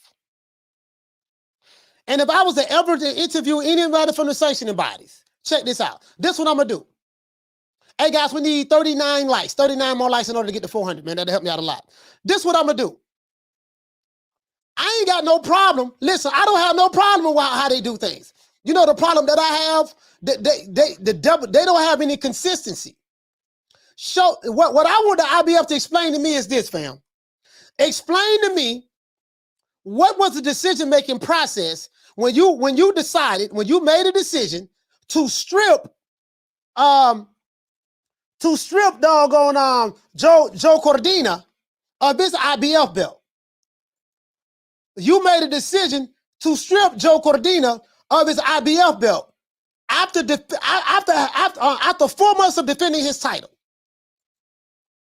What was the decision? What was the decision-making process when you told Josh Taylor, you got to defend your title? We're going to hit you with a Mando right now within a year. You follow me so far? But you don't apply that same rule or pressure to Errol Spence? So when you guys go to telling me about certain privileges and all that stuff there, you ignore certain fighters that look like me who do get these same privileges. You get what I'm saying? I'm saying in 2022, I'm not talking about the Jack Johnson days. I'm not talking about the 50s and the 60s. I'm talking about 2022. Like, someone explain this to me. I really want to know. Someone explain this to me. Because I don't know. I know about the yellow envelope.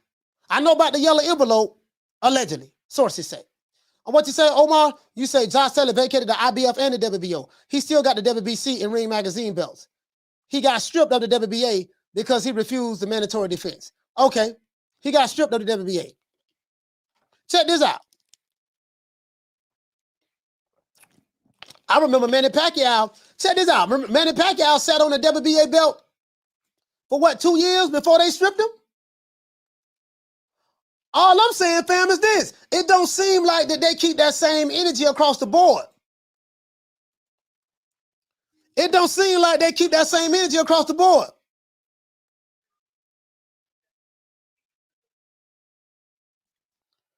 Caller, what's your name? Where you calling from? Caller, what's your name? Where you calling from? Your coach. My name's Emmanuel, calling from London. Emmanuel from London, talk to me. Yeah, I want to make a point. Joe Cordina, he won the belt in June, right? Okay. So he didn't even have a chance to defend it before he was stripped. You know that?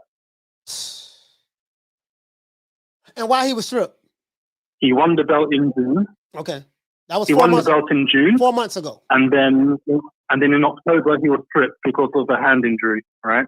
So he never got a chance to defend it. Can you believe that? Spence won the IBF in 2017. 4 years later, he's not defended it. Joe Cordina, Spence won the belt in 2017. 4 years later, he's not had any mandatory, right? Joe Cordina wins the belt in June. And then in October, he's stripped because of a hand injury. Make that make sense? Bruh, it don't make sense. And this is the thing. These are the questions that we need answered. Like, dude, what was the decision-making process? What made you decide to strip a guy who just won a belt in June? 4 months later, he gets stripped, or 3 months later, whatever, he gets stripped. But you let this guy who hasn't had a mandatory in 4 years, how make that make sense to me? That's the brown paper envelope and Al Haymon. Nothing more, nothing less. Ridiculous. Hey, Manuel, shout out to you, man. Shout out to Carter, Manuel. Hey, bro, this don't make no damn sense. Remember Keith Thurman? I remember Errol Spence beat Kell Brook in 2017. Became a champion in 2017. He defended the title one time. I think he defended it against Ocampo. I think it was Ocampo, right? And he had a mandatory since. But they want to talk about complexion for the protection. In 2022. In 2022. Make it make sense. Make it make sense. You know, I ain't got but a GED. Hey, we need 9 more lights. 9 more lights to get to 400. I ain't got but a GED, but I have a master's degree in common sense. You got picking up what I'm putting down. You see what they doing? You saw they come with the flim flam? You saw they come with the flim flam? Dr. Paul Evans, what you said? You said they gave Joe a small extension, but reduced a second system medical reports, say 4 months out. But that still though. You say, Coach, how long did Gary Russell sit on the WBA 122-pound belt? You know what? I don't know, but I do know that Gary Russell, he did sit out for a while with the WBC belt. I don't know if he had the WBA. I don't know about that. I'm familiar with the WBA. So this is what I'm saying. Like, when these dudes be coming with their racial double standards, and this is what I point out. Y'all be picking and choosing when y'all want to get upset and want to start a revolution and talk about what the white folks doing and Mauricio Sulaiman, he looking out for the Mexicans and this and that. I said, okay, well, and these other sanctioning bodies. I'm like, well, how do you explain the favor that they're showing this fighter that's clearly not Hispanic over another fighter that is Hispanic or even white? It make sense to me in 2022. Oh man, you see what it is? See, no, see what really, this is just, no, man, see, what you don't understand is, I'm like, they go to niggas explain. You get what I'm saying? They go to niggas explain. But you know what? Because you can't explain it. I just point out the double standards and the hypocrisy. That's all I'm doing.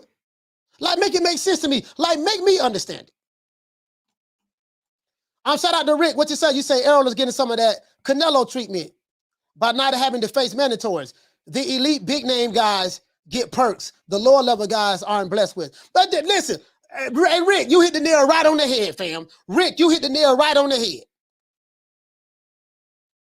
Regardless of the race and ethnicity of the fighter, the big name guys, they get blessed with certain privileges. There's certain people based on your status on the workforce or based on your status in basketball, NBA, certain guys get certain privileges that others don't get. Apparently, I don't know how Josh Allen didn't get the benefit of the doubt. Caller, what's your name? Where you calling from? What's going on, Coach? It's Bob. It's Bob from Top Rank. Bob from Top Rank. Where you calling from?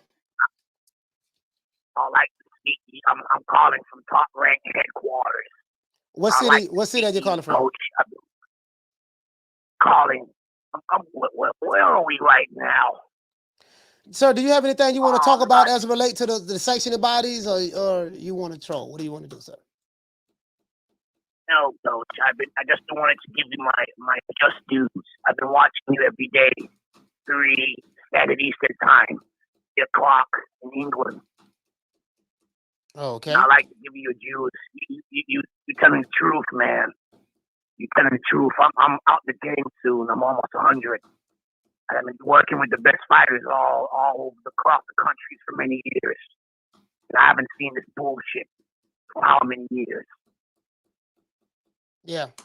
Yeah, man, it is what it is, man. These sanctioning bodies, man, I mean, it's like they pick and choose what they want to do. It's a double standard. It's definitely a double standard. Jaron Boots Ennis. How the fuck is Jaron Boots Ennis not got his shot yet? It doesn't make any sense. They just stripped Cordina for the IBF, and someone make any fucking sense of that? Can't make any sense of it. It's trying to make sense of Please it. make sense. Can you make sense? I need answers. Yeah, I don't have any answers. Listen, hey, Bob, thank you for calling in, fam, man. We got other calls calling in. Salute to you, bro. Shout out to Bob. Bob calling from the top right hand quarters. Shout out to Sean Dale Bailey. Sean Dale Bailey. Hey, okay. Dropping that $2. Bam, super chat on your boy. Hey, Leroy. Super chat received. Playtime's over, boy. What to say, fam? You say some don't. AJ, Josh Saylor, Mendoza keep coming in. Yeah, you know what, though? I forgot all about Joshua. You hit the nail right on the head. Joshua got mandatories coming back to back. Like back to back, he had mandatory. He fight one guy, another can pop up. Are we gonna strip you? No, he fight another guy, and he's fighting all of the top 10 guys, the number one guys the number one, the mandatories to his titles. So Anthony Joshua didn't get the benefit of the doubt on that as well. Hell, look at Tyson Fury. Tyson Fury, when he beat Wilder, and then he had a mandatory come up with Dillian White. Dillian White finally got his shot at the title. We saw what happened with that. And then now, but you get what I'm saying? It seems like certain fighters, and what I'm saying, they're doing it with the black fighters, the white, as well as the white fighters and the Hispanic fighters. You get what I'm saying? So that's what it seemed like to me. Caller, what's your name? Where you calling from? How you doing, Coach? It's Nigel from the UK, right? Nigel from the UK. Talk to me, fam. Well, okay, so just to explain the situation with Cordina, this is what happened, right? So, Ogawa was the champion, okay, and Matchroom, who represented Cordina, made a agreement with Ogawa. Now, the IBF were like, well, Rackham was in the wings as a Mando. So, the IBF said, okay, we'll allow the fight between Ogawa and Joe Cordina on the stipulation. Now, whoever wins that fight fights Rakhimov within 90 days of winning that title. Right? So Cordina wins the fight, okay? And then obviously sustains an injury during training. So Cordina's handlers went to the IBF for a medical exemption because obviously he injured himself during training. So okay, we'll extend it because we'll give you an extension. Because Cordina was supposed to fight on the Bivol and Zerdo undercard as well. Okay. But during the training, obviously he has got a medical extension. No, Joe injured his hand. Joe's always had brittle hands. He's been injury-ridden boxing career. It's a damn shame. I mean, former Olympian. You know what I mean? But what happened was like so Joe Cordina had the surgery, went back to the IBF to try to get another medical exemption, and they were like, no, because we agreed and you agreed that after winning that title within 90 days, you would defend it, and then we gave you one medical exemption. You cannot have another one. And so they're like, right, we're going to strip you. I see what you're saying. So he had a medical exemption for the first time. How long was the exemption for? Because he just had a fight. He just won the belt 4 months ago. Yeah. So how long was the extension? Yes. We'll put it this way. So obviously he won the fight in June, so we pointed that out. Okay. Right. So this happened around July, basically, for the exemption with a medical exemption because it sustained himself an injury while he was preparing for the Rakhimov defense for to be on the undercard of the Zerdo Bivol. Right. Okay. But then another injury happened with his hand, and he had to have the surgery. So tried to go back to the IBF. Said, look, this is something that's unavoidable. I'm not BSing you, because if you go on Twitter, Coach, you'll see the scar. You'll see his hand after the surgery. The scar is horrible. Yeah. Do you know what I mean? It has to be done. Yeah. And the IBF were like, nope, not this time, mate. We're going to take your title. Yep. You made an agreement. You broke the agreement. That's how they're trying to play it. Basically, it's bullshit, but that's how they try to play it. Yeah. It's really, really, really unfair. So he didn't get no kind of privilege. You know, they didn't give him the benefit of the doubt. He didn't get any kind of privileges that some other fighters would get. Not at all. Not at all. You're not at all. Now, you would have thought that a fighter handled by Matchroom, Eddie, you know what I mean? You know, Eddie Hearn's got the big dogs on his side with AJ and Canelo. The IBF would have been like, you know what? Yeah, we'll let it slide. Not at all. Not at all. Yeah. No. They literally pick and choose who's going to be favorable. This is what I'm saying, man. Hey, Naja, thank you so much for calling me, man. Explaining that to me. Thank you, brother. I didn't know that. Salute to Naja calling from the UK, man. Yeah. You get what I'm saying, dog? Like, bro, this is the thing. This is the thing. This is what I be pointing out, fam. Like, it goes across the board. It goes across the board, right? It goes across the board. But my thing is, it don't make no sense. Like, dog, the man just won the belt 4 months ago. Man, now he got me want to see the guy. I want to see his hand. I want to see his hand. Let's talk about these fights this weekend. Let's talk about these fights. But it don't make no sense though, dog. Like, I don't care. Like, no one can explain. Like, that doesn't make sense to me, fam. It just doesn't make sense to me. 4 months? Okay, well, I'll tell you what. Let's say I can go for that. I can go for that. How do you justify Errol Spence not fighting the mandatory in 4 years, though? Not 1 year, not 2 years, not 3 years, but 4 years? 4. Come on, man. Bro, bro, that's all I'm saying. You say Hearn passing that IBF round Matchroom like a hot cake. Bro, that's all I'm saying, fam. That's all I'm saying, fam. We say Spence, he say Spence is unified. Spence unified car crash too. Yeah, okay, but okay, listen. Spence had a car crash and he had a detached retina. Spence had a car crash and a detached retina. Isn't that an injury? Didn't nobody say, look here, baby boy, check this out. You got to defend this title. This going to be the stipulation. You got to defend this title. If you don't defend it, we going to strip you of it and get to somebody else. Yo, we just going to work with you and give you the benefit of the doubt for 4 years? But this guy who just won the belt gets stripped in 4 months? Come on, man. That ain't right, dog. True. That ain't right, dog. That ain't right. I don't give a damn who it is. I don't give a damn who it is. Now, shout out to my dog, Smith & West. Hey, what you say, Smith & West? Somebody got a brown paper bag somewhere. You are, listen, I told you to play now. I told you to play.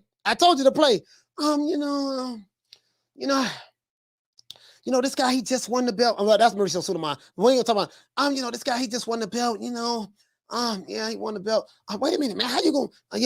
Listen, dog, you got 90 days to defend this title. Man, I just broke my hand, man. As a matter of fact, let me look this guy up on Twitter. Let's look him up on Twitter.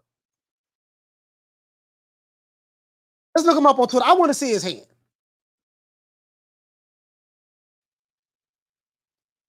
I want to see his hand.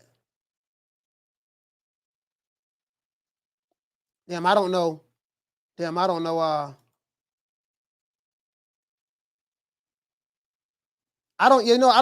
his Instagram. I don't know his Instagram, so his Twitter. I'm on Twitter. Anyways, I believe I can't find it. I don't know his Twitter handle, but he probably had it on Twitter. I want to show you guys something. Let's move on. I want to show you guys something. Check this shit out. And I want to pull this up as well. Let's go. I want to break something down to you guys. Hold on.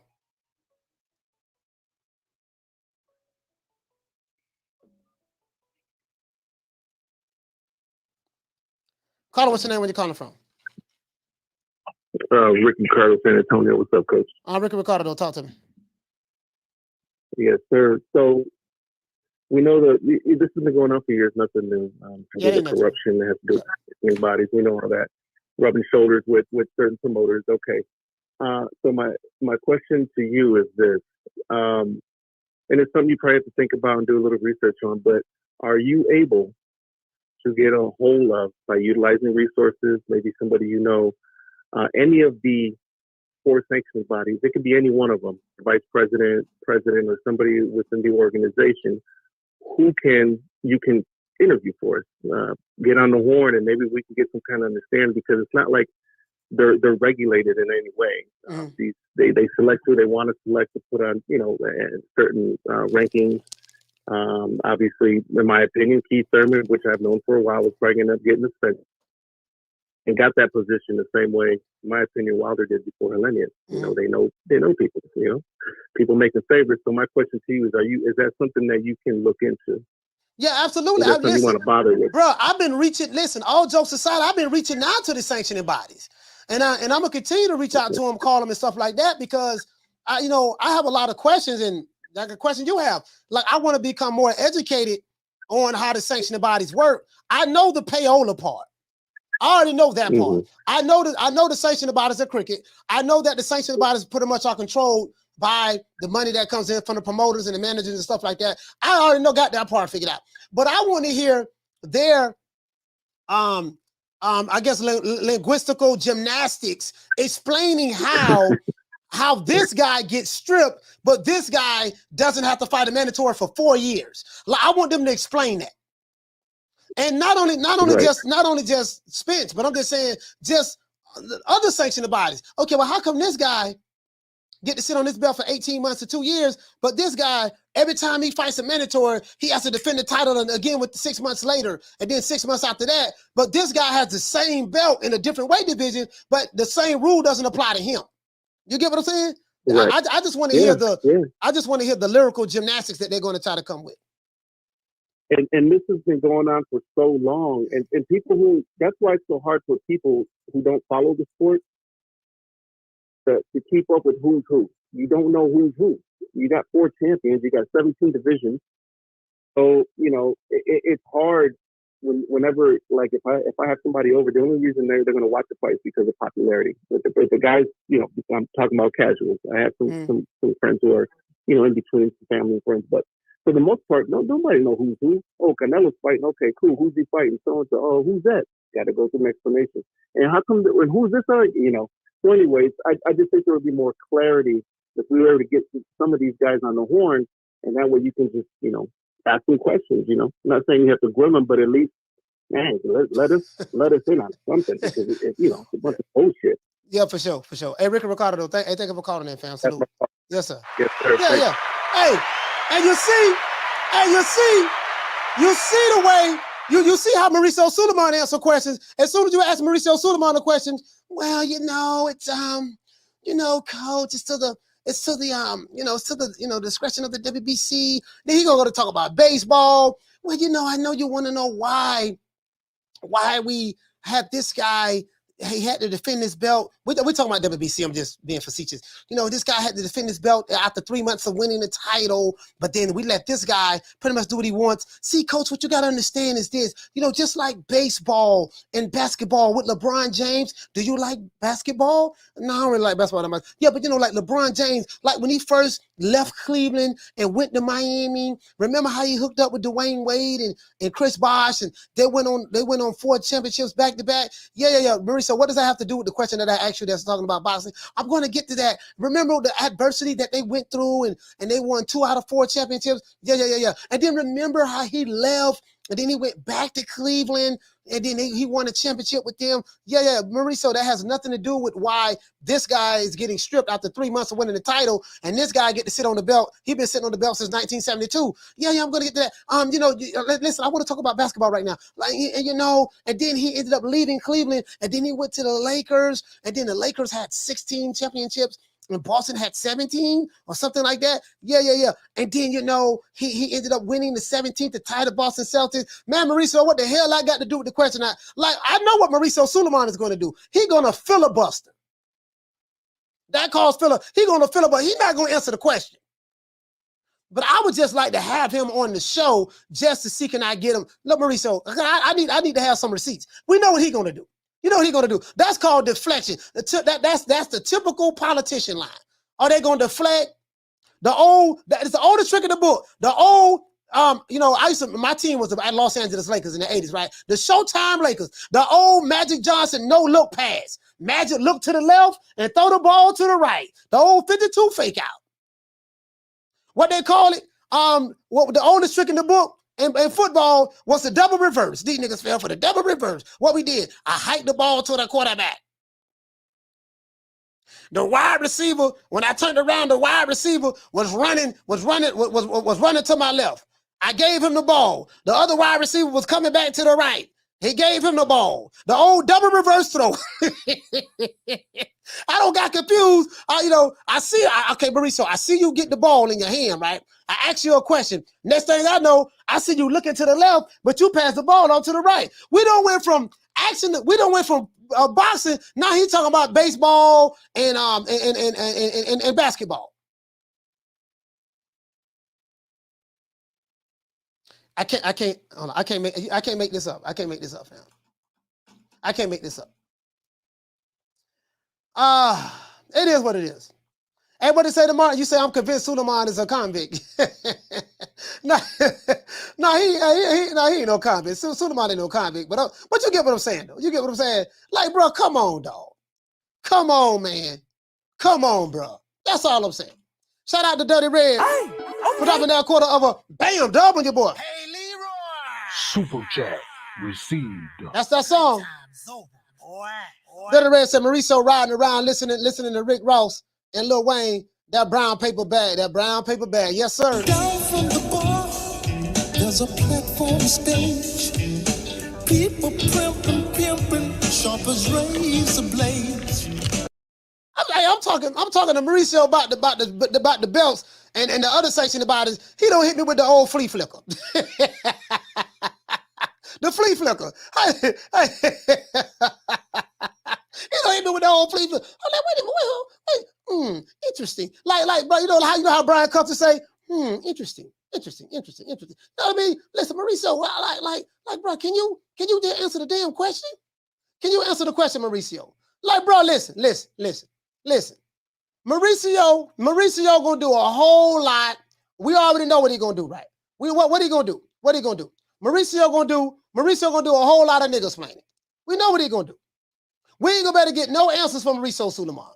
We must internalize the flatulation of the matter by transmitting the effervescence of the Indonesian proximity in order to further segregate, to preclude on the issue of world domination would only circumcise the revelation that reflects the aphrodisiac symptoms which now perpetrates the Jericho's activation. I'm just saying, like, Mauricio, all I'm trying to find out, Mauricio and the IBF. I'm asking y'all a question. I would like, can you please explain to me, how did this guy get stripped so fast, but then the other guy, he get to keep the belt for 4 years and ain't got to fight nobody to defend the title? Can you please answer that question? Plead the fifth. Plead the fifth. 5, 1, 2, 3, 4, 5. Anything you say, 5. Go ahead, ask me a question. Did you? 5. So my thing is this here. If a fighter gets the benefit of the doubt because he don't have to fight no mandatories, and let's say the fighter gets sporty, he gets real sporty or sporty with the sanctioning bodies. The sanctioning bodies can always pull him in and let him know he better not never forget what they did to him.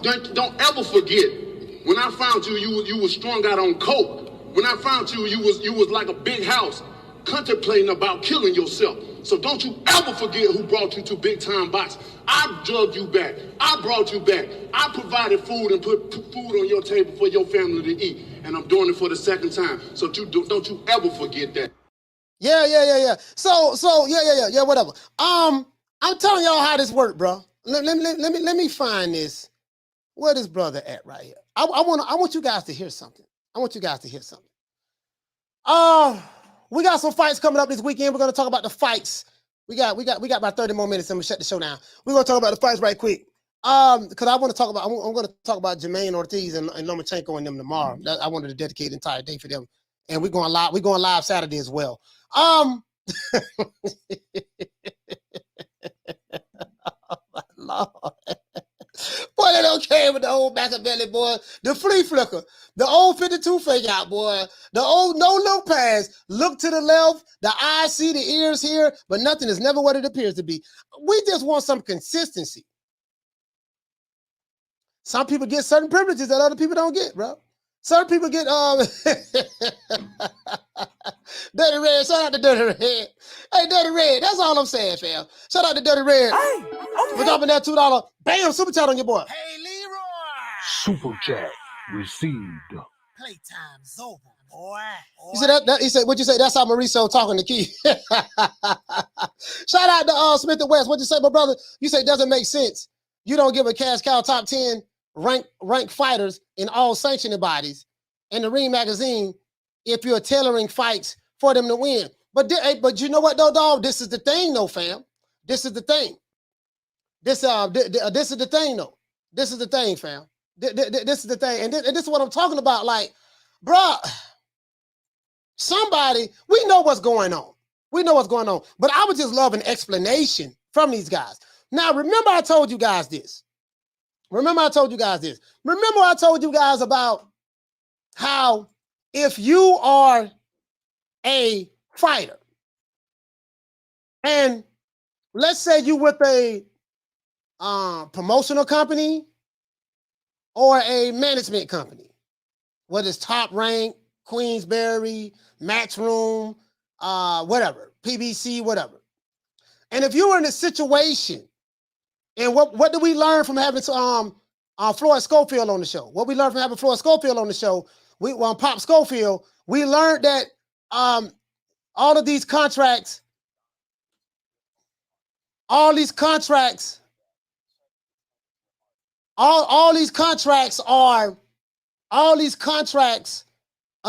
contract, but all like the entertainment contracts, whether it's boxing, whether it's music, whatever. It's an entertainment contract. Anything dealing with entertainment. I didn't know this until Floyd Schofield, Kid Austin's father, when him and it was on the show. He said, listen, man, because he come from the music industry. And he said, listen, man, the boxing contracts, it's an entertainment contract at the end of the day. And all of them are very similar to the boxing contracts.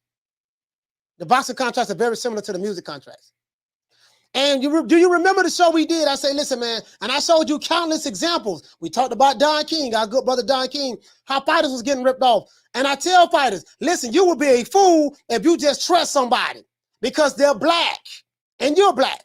Or if you trust somebody because they're white and you're black. Or if they're white and you're white, Hispanic and you're Hispanic. Whatever, it doesn't matter. Whether your race, nationality, color, or creed, doesn't matter. I say the only way you really going to know, especially if you're in a situation to where you overwhelmingly trust someone who has control of your career, the only way you're going to know if you're getting ripped off or not, you got to do what? You have to audit those books. Do you guys remember I said that? There was a rapper by the name of Chamillionaire. He did an interview not too long ago.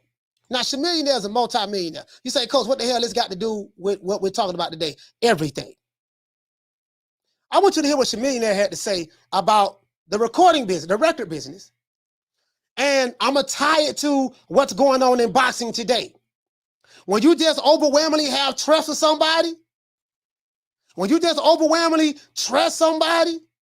because they look like you or don't look like you, like a damn fool, and you don't audit those books, this what happens. All that money. So, did you hear what he said? I said this on the show. Kid also was on the show with his father. His father said, listen, man, and remember when he talked about the terrible deal that he got offered from the PBC. And he said that Top Rank offered him a bad deal, and I think the other somebody else offered him a bad deal as well. And he said, listen, man, the boxing contracts are very similar to, it's an entertainment contract at the end of the day. All the entertainment contracts are very, very similar. They share very similar language. I got to show I'm doing with them again. He's gonna break all this stuff down. And I said, y'all better audit those books because you never know what you have until you audit those books. Remember that? You might not have it. You might somebody who you overwhelmingly trust. First of all, I like to thank who? Oh, I'm good, baby boy. Just give me a stipend every week. Give me a stipend every week on my money, baby boy. You can hold all my money. Just give me a stipend. Did you audit those books? Man, been holding your money all these years. You getting a check every week? Every week? Oh, okay. You didn't order the books? Oh, he talked. That brother man talked to you. Okay, all right. True. Shout out to and again, if it goes on everywhere. People in business, they don't give a damn what you look like. If they can get you, they gonna get you. Period. They know a mark when they see one. And this is my advice to any fighter. Audit your books. Audit Bob Bam. Audit doggone Al Haymon. Audit Eddie Hearn. Audit Frank Warren. Man, look here, man. If they keeping your money and you getting allowance on your money, you better audit those damn books. You might not have the kind of money you might not have the money you think you have. Shout out to Julio. Hey, okay. Dropping that quarter of a bam, doubling your boy. Hey, Leroy. Super chat received. Playtime's over, boy. What to say, fam? You say Jose and Mauricio are like father and son. Yeah, WBC, World Boxing Corruption. Yeah. I mean, the WBC, they've been doing it a long time. Down from the bar, there's a platform stage. People pimping, sharp as razor blades. Let's see. I'm gonna ignore that guy. You get what I'm saying, though? You get what I'm saying, fam? Like, bro, these people don't give a damn about you. You say fighters should be allowed to follow Joshua's model.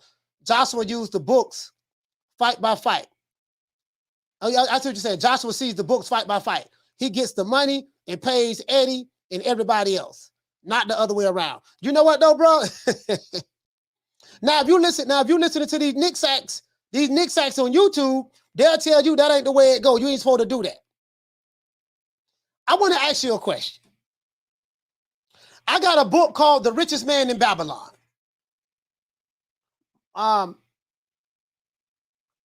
Probably my favorite book I've read thus far. Another book was my favorite book I read called The Count of Monte Cristo. The Count of Monte Cristo is probably my favorite book. It was written like in the 1800s, but it's one of my favorite books. The Count of Monte Cristo. I told you guys I read a lot. But The Richest Man in Babylon, and it just teaches you basic principles. It teaches you the rules of money. Or the rules of gold, what they call it in the book. But it's the rules of money. Never take financial advice from a YouTuber. Never take financial advice from a Nick Sack selling ass nigga on YouTube. Never take financial advice from a fanboy. Never take financial advice from a nigga who hide behind an avatar. You take financial advice from people who specializes in the art of money. And if you're dealing with people who specialize in the art of money, you know, depending on what your relationship is with them, you're going to have to make sure that you have some people on your team that's going to make sure. Just like what you just said, Smith and West, you say fighters should be following the Joshua model. Joshua sees the books fight by fight. I need to see these books. These niggas talking about no, man, you ain't got no right seeing no books. That, you a dumb nigga for asking to see the books. This is why you working on a minimum wage job right now, sir. True. You gonna tell a dude who got a net worth of $8-9 million what he should and shouldn't do, and you living with your mama playing the PS5? Nigga, you broke. You ain't got no money. You're waiting on the 21st of every month, like every other YouTuber in the United States, waiting for that direct deposit to hit your account from Google. Every time you guys send a super chat, Google takes 30%. 70% goes back to who? The content creator. The content creator. Now, I'm the one telling you the game on the YTBC. The content creator gets money from ad revenue, which isn't that much. But the bulk of their money comes from super chats. Right? So the hustle, especially if you have some low IQ people, is, damn, man, every time I drop a video, man, shit going up, my analytics telling me this and that, so I got to continue to feed the beats. But you think I'm going to listen to you when it comes to a nigga who's a multi-millionaire? Nah. You say, thanks, Coach, for that book recommendation. Just started reading it. It's $5 paperback on Amazon. Yes, sir. On Amazon. On Amazon. On Amazon. And this is another thing. And this is what I say. This is what I say. What did you say? You said they made a move out of that book. Yeah, I like the book. I love the book. I read it. I don't read it 3 times already. And this is what I say. This is what I say, fam. Never take. I'm gonna listen to you. Like, just imagine. Oh, hold on, Smith the West. Check this out, fam. Just imagine if you're Terrence Crawford or Errol Spence, and you sitting at home on your ranch playing with your cows and chickens, and you sitting on your house. You in a 10,000 square foot home, Errol Spence and Terrence Crawford, and you sitting there with your remote control. You got a 98-inch big screen TV. You got a theater room, and you sitting back. All right, flipping through the channels. Oh, let me see what's going on right here. Oh, wait a minute. Let me go to YouTube, see what's going on. What the fuck? And this nigga got my name in his title. Let's click on this video and see. Are these niggas on a panel arguing about my money? Wow, they're arguing about my money. And that's what this guy is saying, that I'm a fool. I never should have did this and did that. Well, last time I checked in my bank account, I have $8 billion in there, buddy. How much money do you have in your bank account? Oh, you don't have a bank account? Oh, your money. Oh, you just use Cash App because you got bad credit at the bank, so you can't even open up a bank account. Oh, and you're telling me that I was dumb for taking this contract, that contract, sir? Have you ever seen a contract? Why are they yelling and screaming with so much vigor? Is he threatening somebody about me? I don't even know this nigga. I don't even know this nigga. Just imagine you, Terrence Crawford. You in your 10,000 square foot home, 8-9 million in the bank, and some broke niggas smoking a Nick Sack or Reggie is arguing about your money. What you should and shouldn't be doing. I can't make this shit up. True. You jumping in your Lambo with suicide doors, and it's paid for. And your mama house paid for, and your sister house paid for, and you just say, man, what the fuck? Y'all sitting around as a family. What is these niggas? What? And you got a net worth of 2 figures. I can't make this shit up. True. What you say, Quentin? What you say, fam? Quentin say, the Count of Monte Cristo written by a black man, Wakanda. I read that book. The Count of Monte Cristo.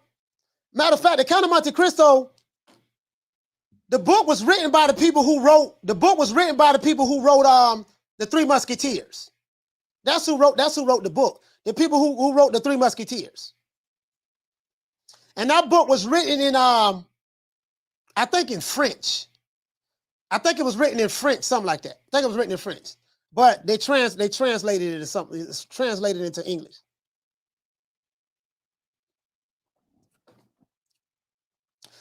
This nigga here fighting overdrafts. You got an overdraft in your account. You fighting overdrafts.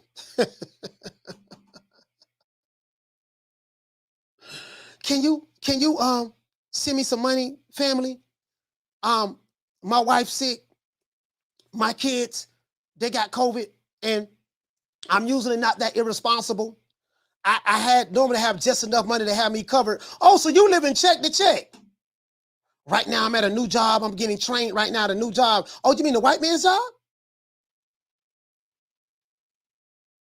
But you're telling Crawford he's a fool. And he got $8-9 million in the bank? And how much you got, sir? You telling Errol Spence he's a fool and he got $7-8 million in the bank? How much you got, sir? Oh, okay. Okay. I'm just. Hey, you feel me? You feel me? You feel me, Bless? You feel me, Bless? You feel me? You feel me? Shout out to Nigel Hines. You say you're right, Coach. Both books were written in French first. Yeah. I listen to that. Listen, that might be one of my favorite books, dog. The Count of Monte Cristo. And it was an Italian dude that turned me on to the book. The book thick, the book like 1,000 pages. The book about this thick, dog, about 1,000 pages long, a little over 1,000 pages. But once you started reading, it's a slow read in the beginning, but once you start reading it, I couldn't put it down. I'm the type of dude, once I start reading the book, it'd be kind of slow in the beginning, but I can't put it down. But once I get into it, I can't put it down. Can't put it down. Shout out to Mr. Calderon. Hey, okay. We're dropping that quarter of a bam dub on your boy. Hey, Leroy. Super chat received. Playtime's over, boy. You say the best ones are the ones you see them with a $35,000 car and make $28,000 a year. Nah, they're making $28,000 a year. They got a car worth more than that. They got a car that, as soon as you drive it off the lot, it depreciates like 20-30%. So, the broke nigga always want to look like he have more than what he has. The guys who have money that I know, and I know quite a few people who have money, they don't. You'll never know they have it. You'll never know they have it. You know what I mean? Shout out to Smith and West. He said, the crazy part about that, coach? He said, Bud the fool, but he's the one that's been paid more. He said more fight by fight than Spence.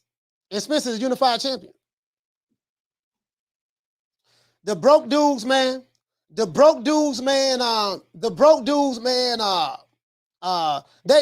the most arguing my brother Smith and West. Hey, you know what I want to tell you this here? I want to lay this on you guys.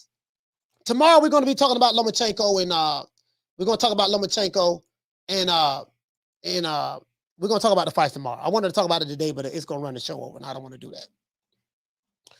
Smith and West, I don't know if they still do this in Detroit. I got a cousin, I haven't seen him in years though, named Mark. Same last name as me, Mark Williams. He's from Detroit.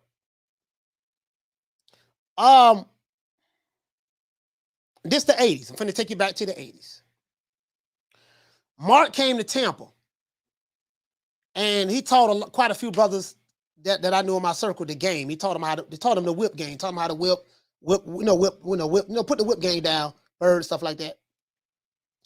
He was telling me a story about how Detroit was, what ran him out the game.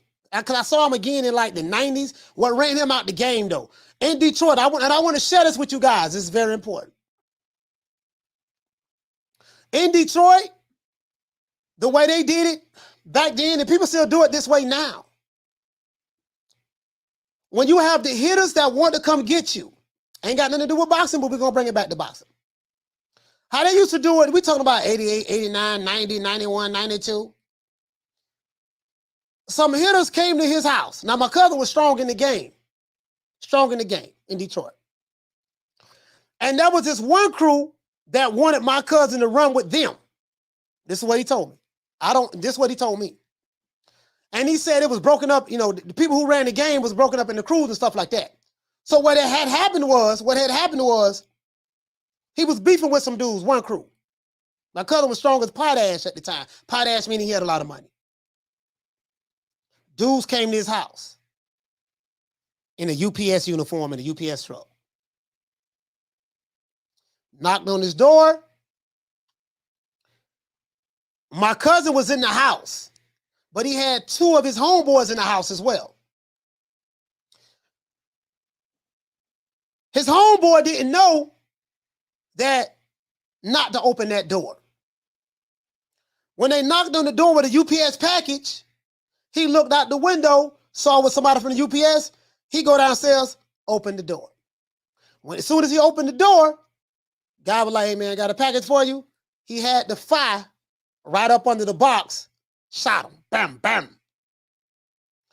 Other dude was in the house, like sitting on the couch. He got shot too. My cousin escaped through the chimney of his own house. That's what he told me. And he told me this was 1990. This was 1990, he told me. 89 and 90, somewhere up in there. To this day, when Amazon or UPS, whoever comes to that door, guess what? I don't open no goddamn door. Leave that package right there at the doorstep. What did this have to do with boxing? Nothing, but this is a life lesson. You just never know who a person is in life. When they bring them packages to your door, make sure they leave that package at the door.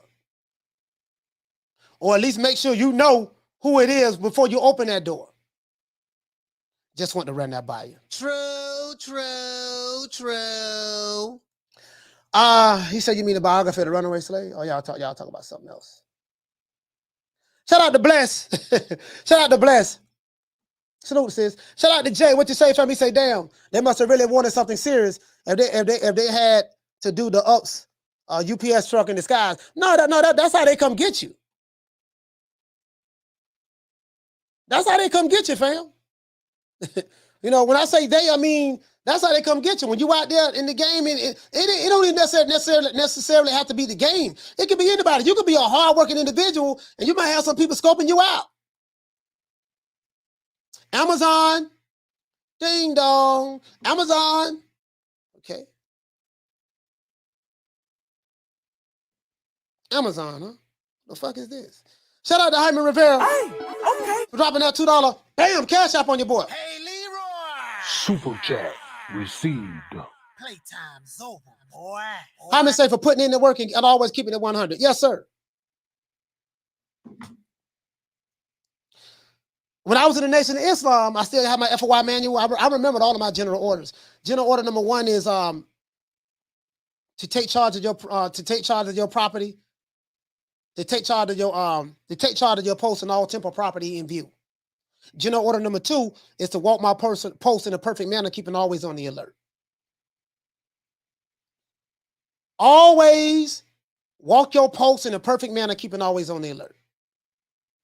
Always be aware of your surroundings and never open that door to strangers. If you do open that door, make sure you have your fire on you. That's what we say in Florida, fire. I'll let you guys figure out what fire is. Leave that package at the door, man.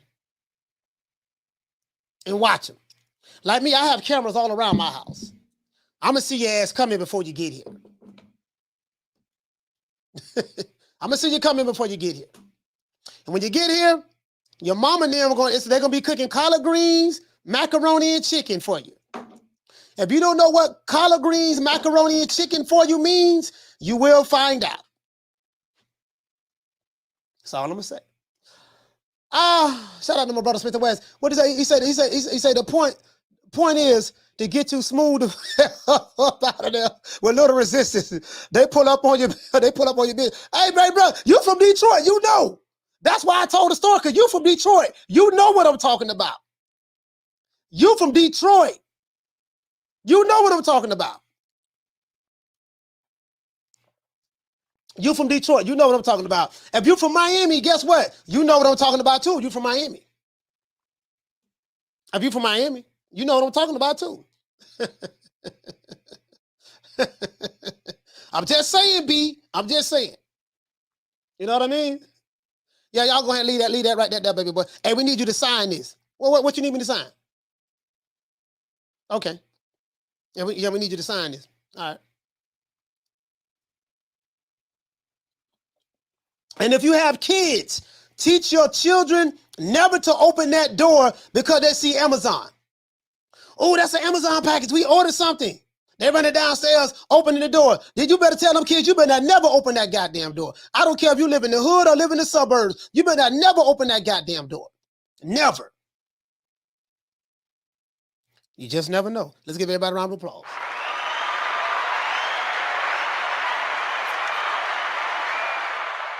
Them dudes in Detroit don't play, boy. I learned this a long time ago. My cousin from Detroit, he told me I learned this a long time ago. You know what I mean? And they're going to be eating collard greens and chicken now. Collard greens, chicken, and macaroni about you now. That's all I'm saying. I'll let you figure out what that means. We say that in Florida. You say all the time. You say all the time in Baltimore, Dirty Pete's will rob you for an Xbox, laptop, and Jordans. Always be security minded, man. Always be security minded. That's all I'm saying. Let me give everybody a shout out. Shout out to my brother, Blood. Shout out to Blood Boxing, man. Retro Boxing and documentary. Salute to my brother, man.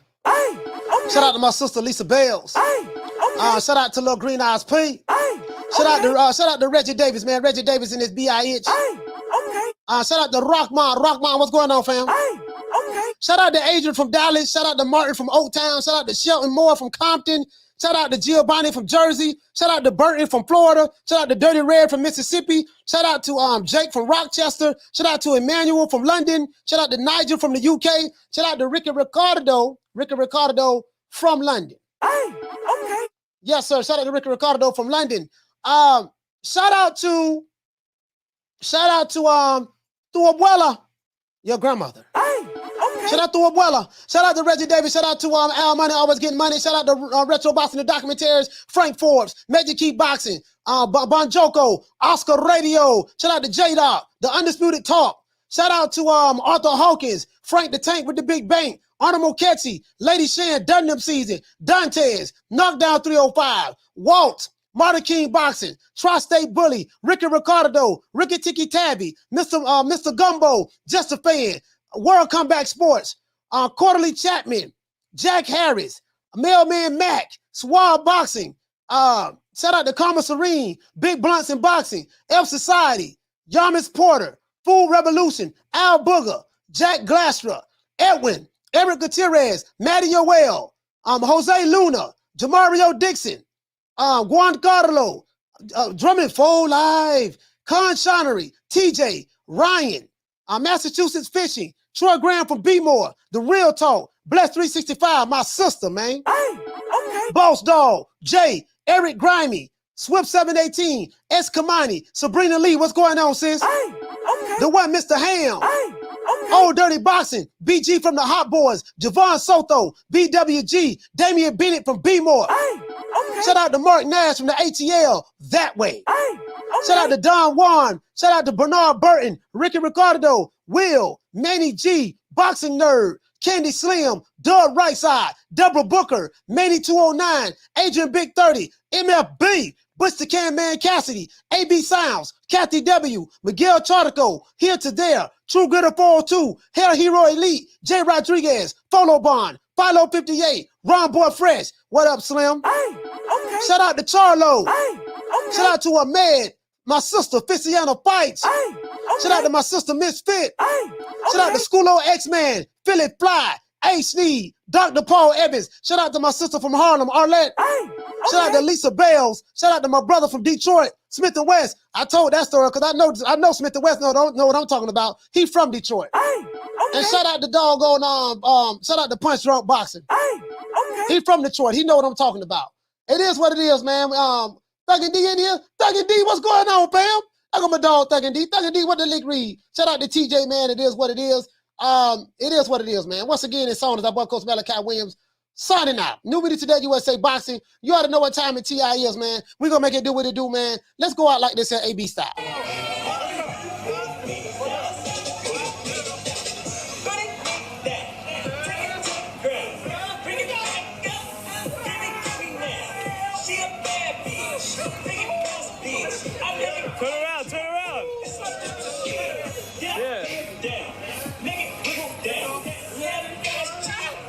And shout out to my dog, Booger. Sunshine when Tank's gone. I'll smack the shit out of him in front of everybody. Only dark times for you. I mean, just throw Haney's name in the hat. There is no fucking hat. Ain't no sunshine when Tank's gone. I don't play them type of games. Leonard L.B. Why you always talking about me? Did you fucking learn your lesson from that? With A-Tank? Ain't no sunshine when Tank's gone. I'll knock that motherfucker's hole out. Period. Only dark times for you. There ain't no hats to throw nothing in here. We're running a fucking business. Ain't no sunshine when Tank's gone. You fucking idiot. Leonard L.B. Why you always talking about?